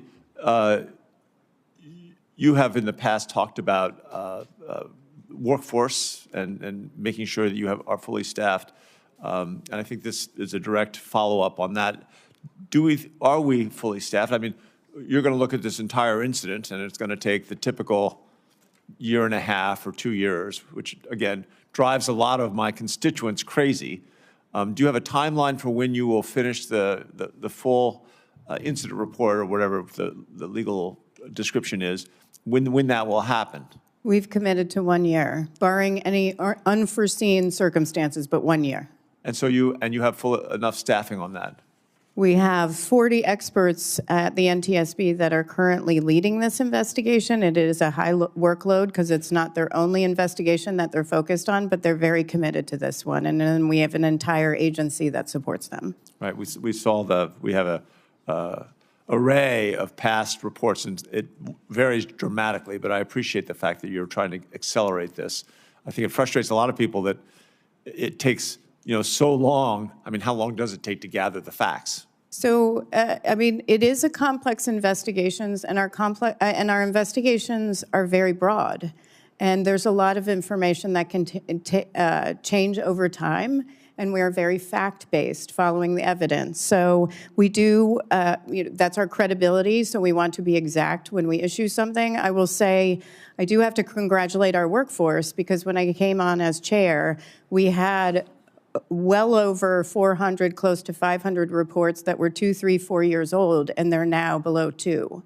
Right. So that is significant, but the complexity of investigations, and then the fact that some things we don't have control over, like if we can't get access to evidence because a district attorney or law enforcement is prohibiting us in a certain situation with a highway crash, that can extend the timeline. Sure. No, I've seen that. But I think in something like this, where time is of the essence, I Yes, appreciate you guys agreed. making the effort, and glad to hear that you have the workforce. Mr. Rushlow, in your testimony, you highlighted some of the recent changes in hiring, and also especially in the training processes to make sure we have more qualified air traffic controllers, but full workforce. I know you're working with local colleges all over the country on that. Is that is that working? I mean, I think if we can accelerate that, we have Metro State in Denver is a place where we're turning out some of these members. Is that something you can ramp up? I'm very interested, and the Secretary has been very clear with the public as well as with me that we need to surge this hiring and do it well. Again, back to the testing, the surge, bringing people in. As it relates to additional college initiatives, we have an enhanced college training initiative, ECTIs, Right. that we're using in, I believe, 4 universities right now. We're working with them with respect to advanced simulators and the like to make sure that we can get more, what we'll call throughput, but more controllers through those schools and get them out to the local facilities, centers, towers, TRACONs. Great. I'm out of time. Yield back to the chair. Thank you all. Senator Sullivan. Thank you, Mr. Chairman, and let me start by saying that my heart goes out to the families and loved ones of the victims lost in the American Airlines Flight 5342 disaster at DCA, and not long after that, unfortunately, as well, the Bering Air crash in near Unalakleet and Nome, Alaska, flying over the Norton Sound area. And I'm thankful for the chairman for holding this hearing, and appreciate the NTSB and FAA and DOD focusing on the after action so this doesn't happen again, either here in DC or in my state. And I do want to focus a little bit on my state, great state of Alaska, because as I think all three of you know, we have a very high rates of airplane crashes, highest in the country, and airplane crash fatalities, which is why we launched with the NTSB's good work in 2020 and the FAA's good work in 2020, the FAA Alaska Safety Initiative called FOSI. And in last year's FAA reauthorization, I was able to include a number of provisions with the goal of reducing the rate of fatal aircraft accidents by 90%. That's a very ambitious goal. And require the FAA to improve maintenance of weather equipment. So, Mr. Administrator, I want to get into that topic a little bit. I was just home, it came up a lot, how there might be cancellations of weather operations and infrastructure and reporting, which makes zero sense to me. I hope our federal government is not doing that.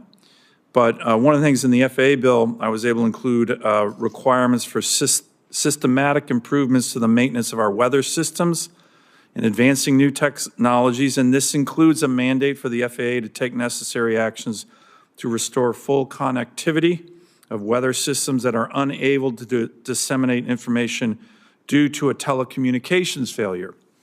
We have telecommunications challenges in a state the size of mine. So can you talk to that, Administrator Rushlow, and then I would like to get an update from your perspective on where we are on the FOSI initiative. As you know, the Secretary of Transportation and our press conference that we all did together, and again, I appreciate everybody participating in that, has made this a very top priority of his. And yet, as we saw in Alaska, we had a fatal crash that, hopefully we're going to learn from. Can I ask you on that, on the data link, telecoms, weather reporting, which is a big deal for my state? Yes, sir, I appreciate that. And I appreciate the opportunity to talk a little bit more based on our previous conversation. Your leadership, as a result of that and your request, I did travel recently to Alaska to go and understand more. I met with the NTSB lead investigator along with my investigators as it related to the Bering Air tragedy. By the way, thank you both for coming up to Alaska. I know it's not the easiest, closest state to get to from Washington, D.C., but it's important that you're showing my constituents that it matters. Yes, sir, and I agree. It's very important. I understand, having been there a number of times, the unique nature of Alaska, certainly its topography, as well as the need for safe aviation operations. So related to, again, reauthorization and the commitment to work to have better communications throughout Alaska, one of the initiatives, one of the reasons I went to Anchorage was to understand more about how we're, the maintenance issues, the connectivity issues, whether that's on the telco side or satellite. And one of the things we're doing right now, and I met with our own technical operations people in the area to test Starlink, so satellite, because of the unique nature of it and the difficulty with telco. We needed another solution. Yeah. And one of the ways we believe we can do that is using satellite-based technology. And so that's what we're experimenting with right now. Well, by the way, I really appreciate, the press here kind of went crazy and, Starlink and, that's actually really helpful for us. And we appreciate the secretary called me and said, hey, we're going to connect some of these terminals through Starlink because that's the most effective way to do it. So I appreciate it. I appreciated that you guys were working it. Can you give me an update or Madam Chair, an update on the FOSI initiative and then any preliminary findings you're seeing from the NTSB preliminary report on the Bering Air crash? Senator Sullivan, this needs to be your last question. It is, Mr. Chairman. We are still working on that investigation, of course. The preliminary report was issued and did find that the aircraft was over 1,000 pounds overweight, but we also are going to look at the center of gravity on that airplane and see how that factored in. And then we are really focused in on weather that day as well. As you noted, weather infrastructure is critical for Alaska, and we have a number of recommendations on weather observing stations and also the importance of pilot reports and having air traffic control when a pilot reports weather conditions to pass that information along to other pilots in the area, and that's something we're looking at as part of this investigation in particular. Great. Thank you. Thank you, Mr. Chairman. Senator Sullivan, thank you. I don't want to diminish the circumstances that Alaskans faced and the circumstance you as their senator represent. We're trying to get everybody's questions in before the vote closes, and I recognize Senator Klobuchar. Thank you very much, Chairman. Thank you. And to the families, just such a tragedy. And I know there are those watching at home as well, including the family, Wendy Jo Schaefer, a Minnesotan mom, 2 little kids, and husband. And we lost her. So, Chair, I want to thank you for your work. I know how complicated these investigations are. And could you just briefly talk about any open recommendations on communications that don't come out of this, that the NTSB, I know you have over 1,000 open safety recommendations, and while this investigation is ongoing, just open recommendations related to technology and anything that would improve communication. related to this investigation. Not related. Oh, not related. I Okay. understand you. We have a number of recommendations that remain open, including a number of recommendations issued to the FAA. On communications in particular, I mean, one thing I will mention that we haven't talked about that we are looking at as part of this investigation is our longstanding belief that ADSB in also needs to be mandated by the FAA. We don't know what relevance that has to this investigation yet. However, it is a longstanding position of the NTSB. It will provide key information to pilots. And in 2008, in our comments for a notice of proposed rulemaking to FAA, where they decided not to require it, we said equipage of aircraft with ADSB and capability will provide an immediate and substantial contribution to safety.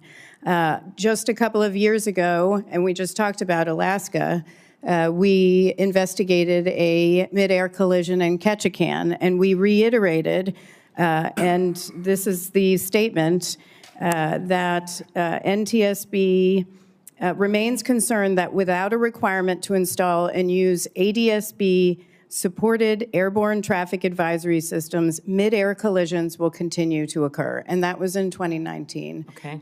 So we'll look at that as part of this investigation. Okay, thank you.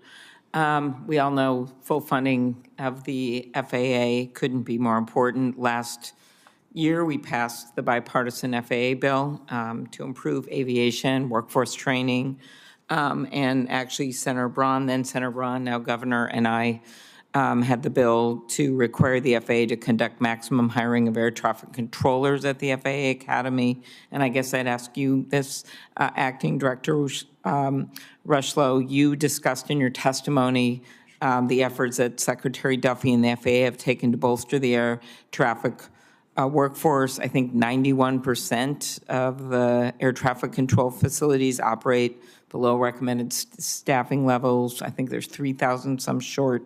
This is, I got from some of the people who do this work. Can you talk to the current state of staffing and how do you plan to maintain recruiting levels? We did have an increase, I believe, last year.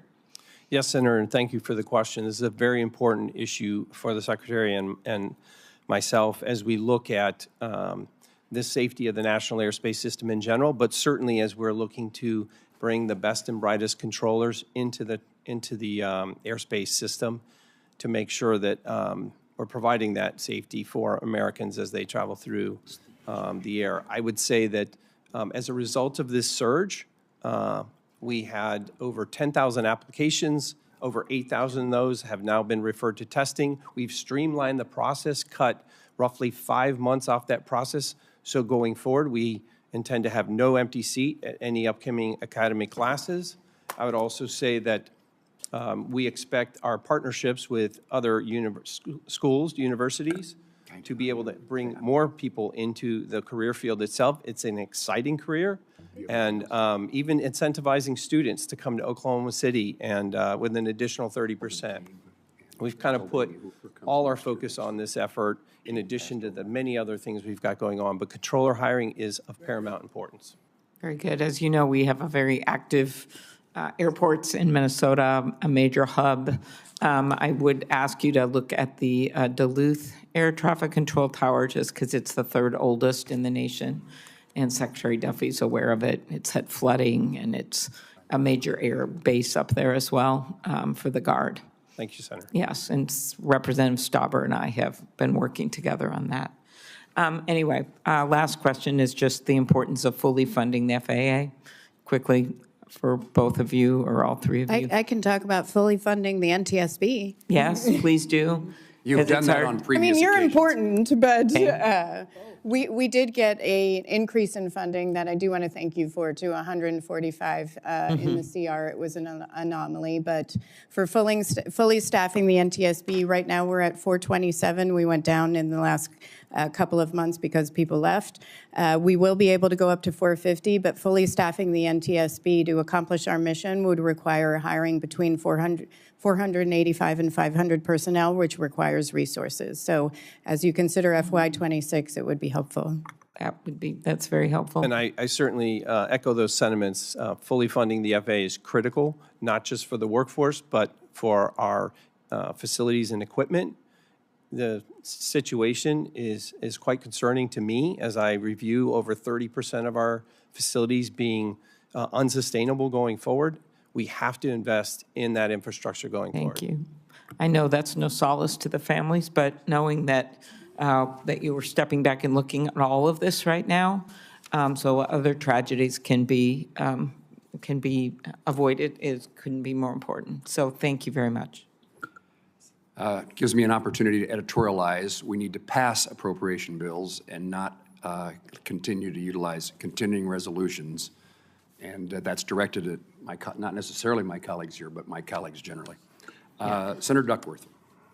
Thank you, Mr. Chairman. I agree with your last statement. I just have two quick questions. General Brayman, I have never had a warrant officer be afraid to tell me when I was doing something wrong in the aircraft, and I prefer to have them as a pilot in command to myself.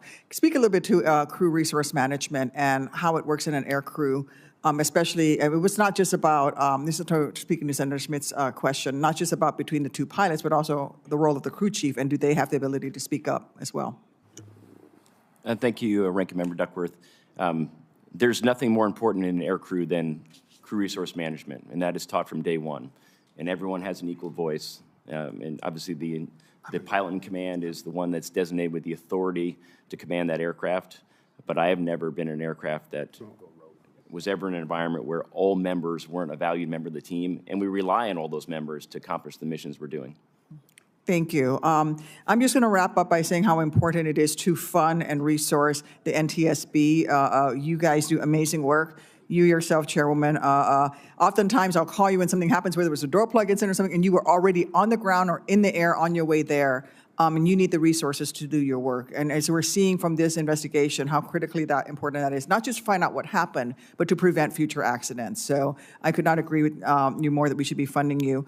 Mr. Rushlow, I think we also need to look at the facilities at FAA, and we need to talk to that. And I'd love to get your commitment to come out and tour the facilities in the Chicagoland area and see the condition of this repair that they are in. I commit to that. Thank you, Senator. Thank you. And with that, I'm going to turn it back over to the chairman, who's been very generous.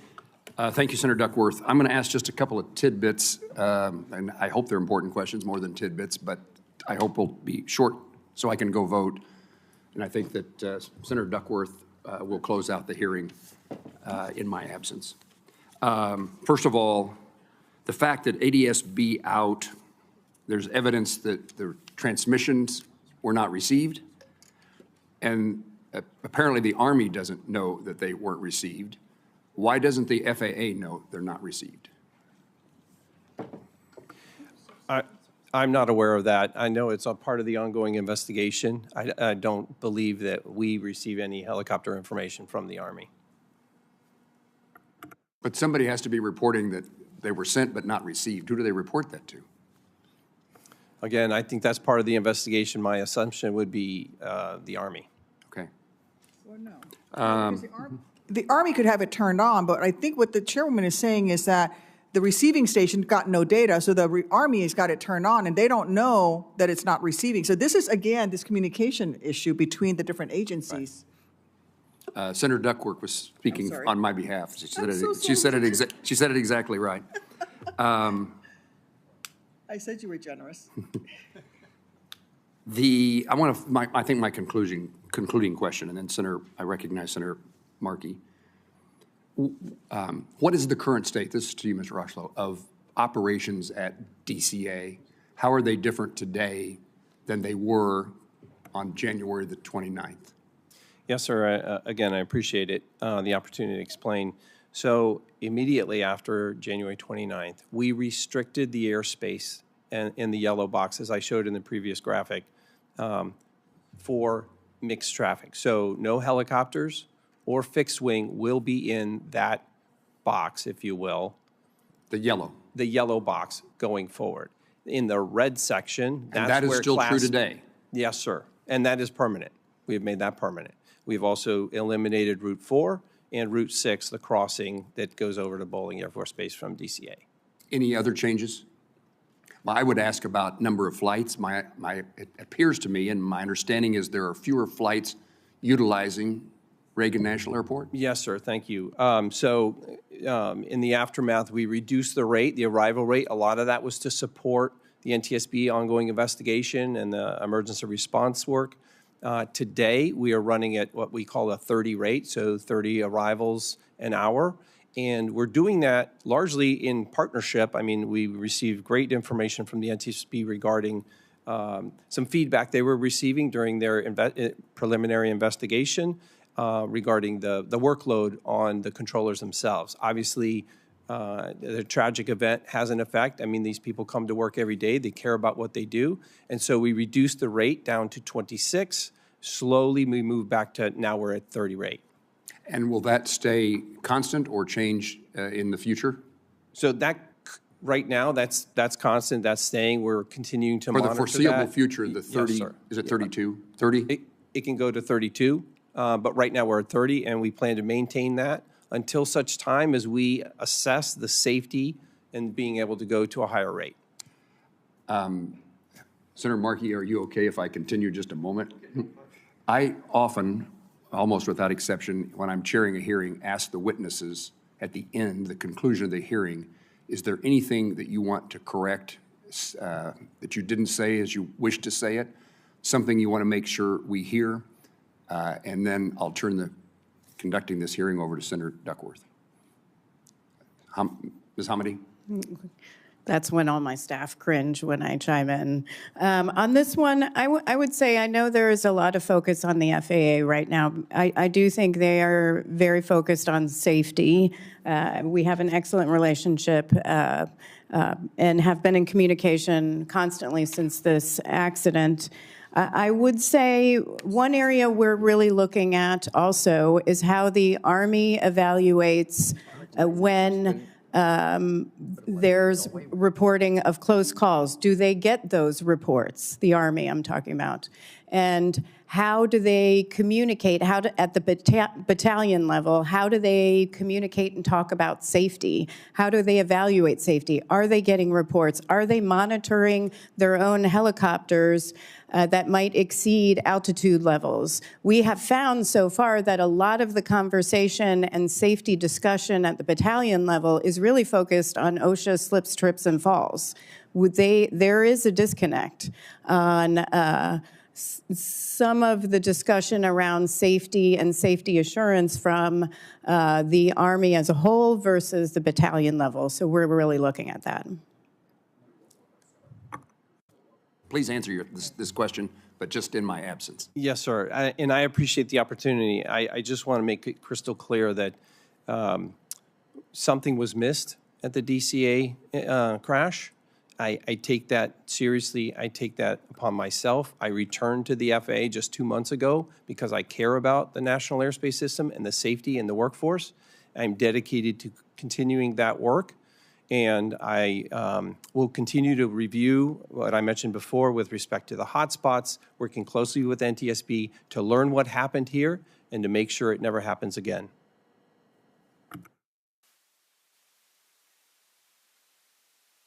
General, I'm going to ask you to suspend so Mr. Markey can ask his question, because he's going to miss a roll call vote if he doesn't get to. I recognize Mr. Markey. Thank you so much. And thank you, Mr. Chairman, Ranking Member. I want to take a moment to express my deepest condolences to the families who lost loved ones in the tragic crash in January.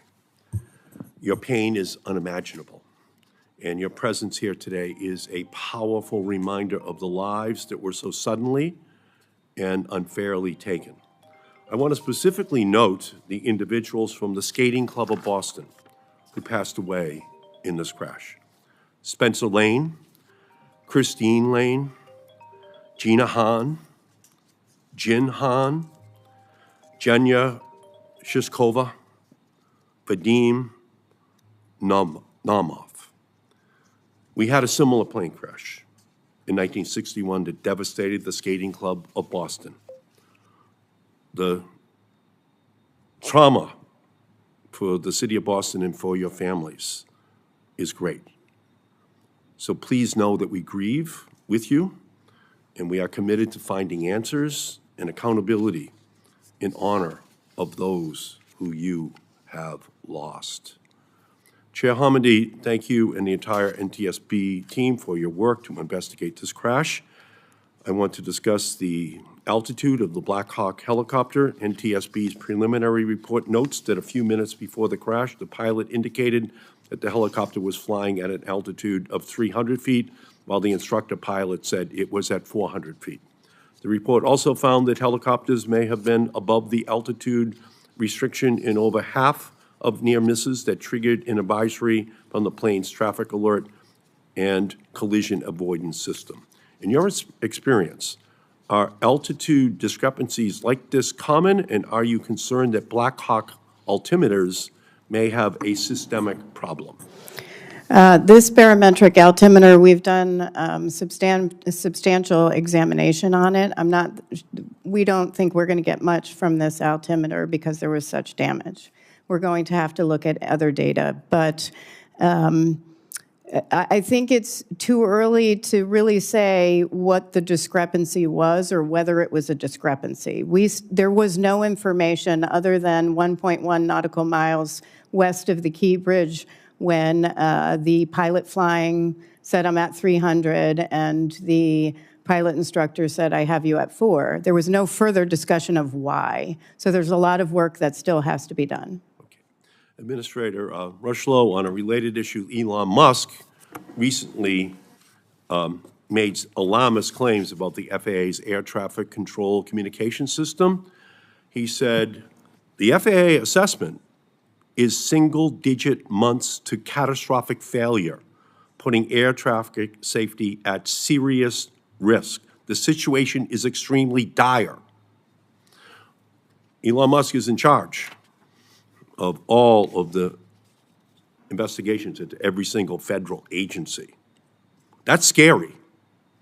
And this is at the same time that he may be pushing for Starlink, his own company, to take over the contract to upgrade the communications system. And 1 month ago, the FAA announced it was deploying multiple Starlink terminals across the country. Give these systems critical importance to our aviation system. These developments raise serious questions about aviation safety. So I would like you to set the record straight on this issue. He said, basically, we have single months, digit months to catastrophic failure, putting air traffic safety at serious risk. Is that tweet accurate? I would say that the circumstances around our air traffic system are in great need of renewal. I didn't ask you that. I asked, the public needs to hear this. Are we within single-digit months to catastrophic failure, putting air traffic safety at serious risk? I know we need new air traffic control facilities. I know we need that. I know you're saying we are at risk. Is that what you're saying? Are you agreeing with him that we are? I'm saying our air traffic system needs modernization as soon as possible. You understand, we can't have people heading for airports all across the country right now with Elon Musk, the ear of the president, saying that we're within single-digit months of catastrophic failure. Can you assure people that that's not the case right now? I can assure you the flying public, to fly is safe. We have the safest, most complex system in the world, and it is safe to fly. I would also say the air traffic system is in dire need of upgrade, and it's something the Secretary and I have been working on intensely. Well, so you're saying that this is not right. We're not within months of a catastrophic failure, because I don't think anyone wants to put a family member on a plane right now with this kind of assessment. Have you made the assessment that we're within a single-digit months of catastrophic failure? Have you made that assessment? I have reviewed assessments in the last 2 months and understand that our equipment needs to be upgraded. I didn't ask you that. Is the existing equipment safe? Is the existing equipment putting travelers' safety at serious risk? Yes or no? The existing system is safe. Is safe, all right. We need to know that, okay? Are any SpaceX employees serving as special government employees at the FAA right now? We had 3 special government employees from SpaceX. We are only in contact with one at this point. I would make it very clear, they did not do any air traffic. They didn't plug in any equipment. They came in to observe our operations and provided expertise along the lines of software and computer systems and how we... Did any employee have any involvement in the FAA's decision to deploy Starlink terminals in February? I'm sorry, if you could just repeat that question. Did any of those DOGE employees have any involvement in the FAA's decision to deploy Starlink terminals in February? There were no DOGE employees in that decision. Starlink is being tested at a number of our facilities, only tested and not plugged into any air traffic systems. Are any of these employees involved in the decision-making process around the deployment of additional Starlink terminals? No, sir. Okay. So I recognize that Starlink terminals may be an effective communications tool in remote areas, and I'm sure Starlink engineers think highly of their potential. We just need to be extremely careful. Yes, sir. That in making these life and death decisions, that they're not based on any pre-existing professional biases or financial conflicts. That's your job. You got to make sure this is the way we operate, because we're going to have hearings on this as this year and next year unfold. So I thank you, and I thank you, Madam Chair. Thank you. I'm going to return to General Bremen so he can conclude his remarks. Thank you, Senator. I do want to clarify two quick points. One on the memo requested by the chairman and both chairmen. It can be made available, however, it is part of the investigation. That is the unit's memo that discusses how they utilize ADSB out off. It's their policy letter. It is in the purview of the investigation. That is why it's not currently releasable. But certainly when the NTSB and the other investigations have done their due diligence, that we can look to make that available to the committee. Sure, For the NTSB, if the policy existed prior to the collision, you can provide it. That can be provided. Thank you. And What's your second point? And the second one, talking about whether we're willing to change the policy, the Army's policy. The Army is always willing to review its policy. Am I prepared to make a decision on ADSB out right now? No, Senator, but I want to do that informed by the facts that we have in this investigation. And those will drive policy changes. And that is not the Army policy, that's DOD policy. And the Army certainly has a vested interest in getting it right. But at the end of the day, what I'm most concerned about is the rigid application of that policy, that it's being done correctly and not being abused. And that is part of this investigation as well. Thank you. Senator Cantwell? Thank you, Madam Chair. I wanted to just go back to this this process, how it's set up in the FAA and how we rectify these issues in the future. But Chairwoman Hamady, I think you're saying in your earlier testimony that even if the Black Hawk helicopter had hugged the shoreline as originally described, that even that route that's outlined is insufficient. Your investigation showed that even that is insufficient. Intolerable risk to aviation safety. Okay, intolerable risk to aviation safety. So, Acting Administrator, how did we get to a point where we have a route that's allowed and mapped, that the military is flying, that's interfacing with commercial aviation, that as by the very definition, the NTSB is saying it was, even if they flew the correct path, was an intolerable risk? I think you're saying that because the difference in separation was just too small. There's virtually no margin of error. No margin of error. How are you defining margin of error, just out of? I mean, just looking at this, and I think you have the printout in front of you, hopefully, or staff has it, that we provided. This is for the public, this is in our preliminary report, and for those behind me. But the chart, when we looked at the when we mapped the glide slope, and we looked at the helicopter route, which has no lateral boundaries, it's 75 feet max if you're hugging the shoreline. The collision actually occurred to the right and slightly above the dash line right here. And commercial, and just so you know, pilots for landing on runway 33 don't have to be on this dash line. They can be above or below. But it occurred about to the right. You're They were saying- not on the on this route. They were slightly over. You're saying under this route, they could have been below or above this line, but you're now saying that 75 feet is not enough separation. 75 feet is the max. Because there's no lateral boundaries on this route, it goes down as you come over. And so helicopters are not always on that eastern shoreline, which is where the 75 feet is marked. And they weren't in this situation. They were actually to the right of this gray shaded area, which indicates the route that has no boundaries. But I thought your analysis, even if they were on that route, it's still an intolerable risk because there's Correct. not enough separation. 75 So- feet is very small. Right, so how did we get to this point, is my question. How did we get to this point? It's like, it's a series of errors here, a series of errors. And so I'm just trying to understand, Acting Administrator, what office is responsible for this? What office is responsible for the exemption to the rule, which just made it worse?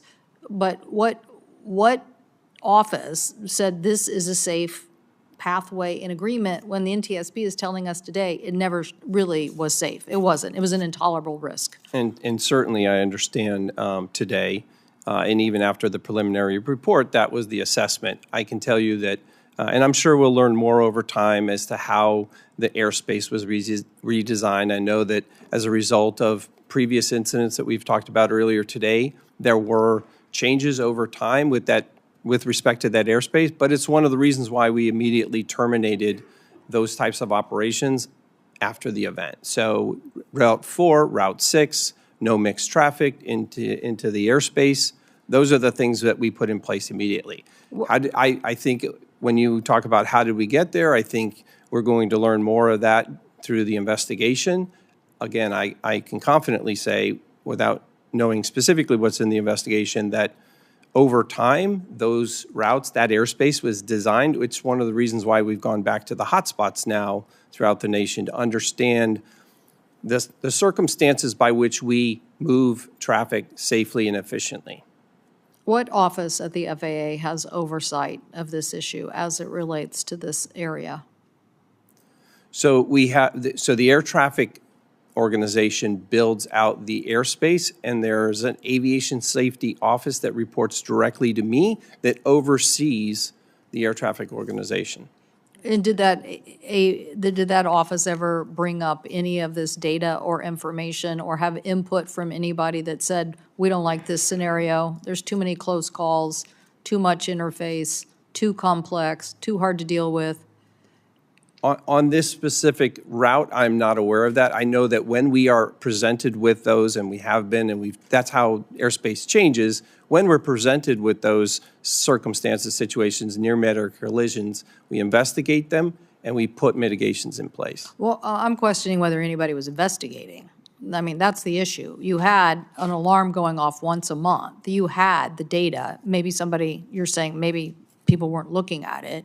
And while I get that AI is this very new and interesting technology, it's no substitute for the FAA having an oversight over this level of traffic. And so, as my colleague, the chair of this hearing mentioned, that like now we want to know, do we have other problems in other airspaces? I mean, we're very focused on DCA, but now we want to know, we have big military complexes, 10 bases, 10 military installations in the state of Washington.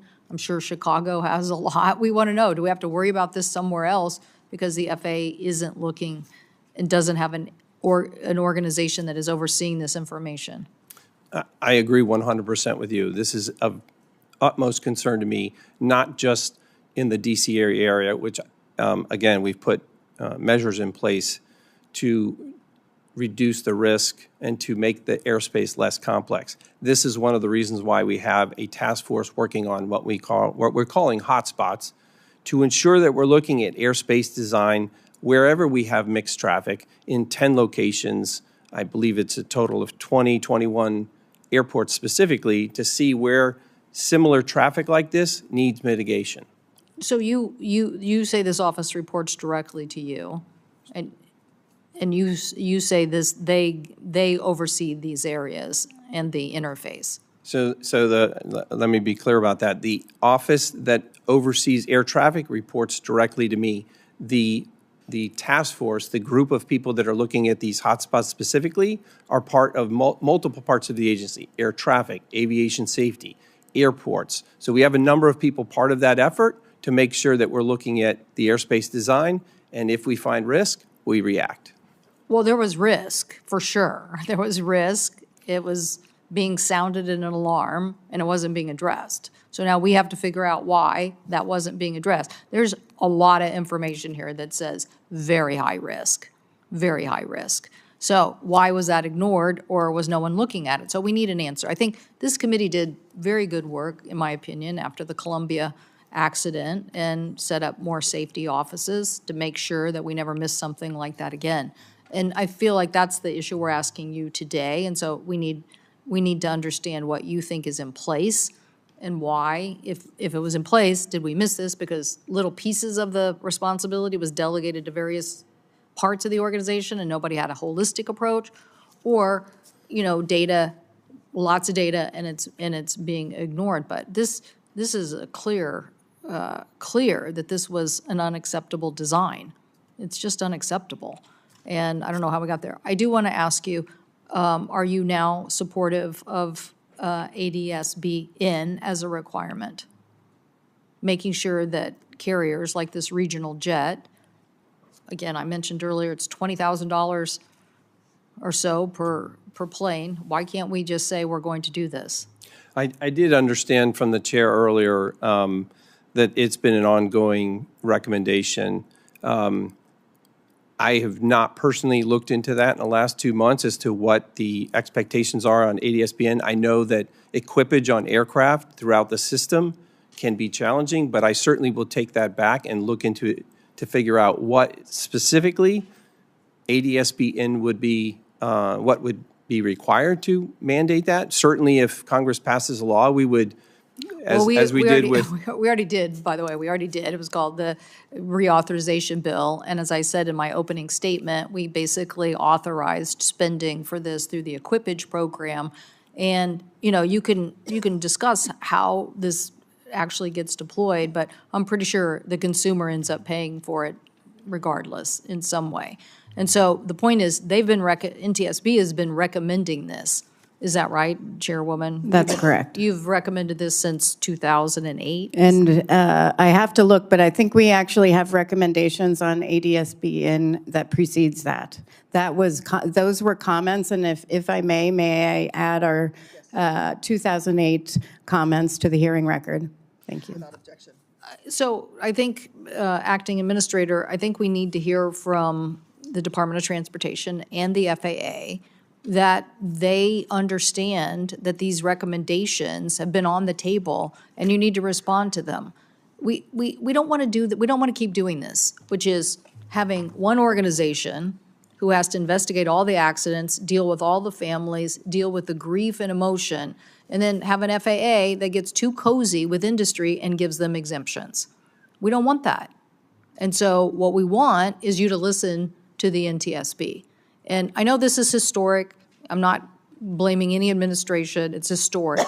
It's historic. It's been there since the beginning of the big crashes that we've had, way before the MAX, where the FAA makes safety recommendations and then they're ignored for I don't know, sometimes a decade. And then people finally say, oh, okay. But we owe it to these families. We owe it to them now. It's not that hard to get this done. So I hope you will take this back to the Secretary, have an internal discussion, and basically agree it's time to get this done. Yes. And if I may add, and we're going to look at this as part of our investigation to see how it could have factored in, but the CRJ had ADSB out. It did not have ADSB in. And so we are going to look at what that information could have provided to that flight crew and how it could have made a difference. We've seen that in other investigations, which is why we have these recommendations. Thank you, Madam Chair. Thank you. I do think that a nationwide look is important. I'm glad that FAA is looking at the hotspots. I understand that many of these routes, it's not just the military that's flying them. It is local law enforcement. It is federal law enforcement. It is hospitals are all flying them as well. But I do think beyond a very local, local look, a national look is really important. Thank you all for coming. Again, my condolences to the family members. I just want to say again, thank you. Thank you again to Chairwoman Hamidi. Thank you, Mr. Rushlow. I know you've only been acting for a couple of months. We're without an FAA administrator for 3 years prior to your immediate predecessor. And again, General Brayman, thank you for being here. Thank you to all the witnesses for their important testimony today. Senators will have until the close of business on Thursday, April 3rd, to submit questions for the record. The witnesses will have until the close of business on Thursday, April 17th, to respond to those questions. And this concludes today's hearing. The committee stands adjourned.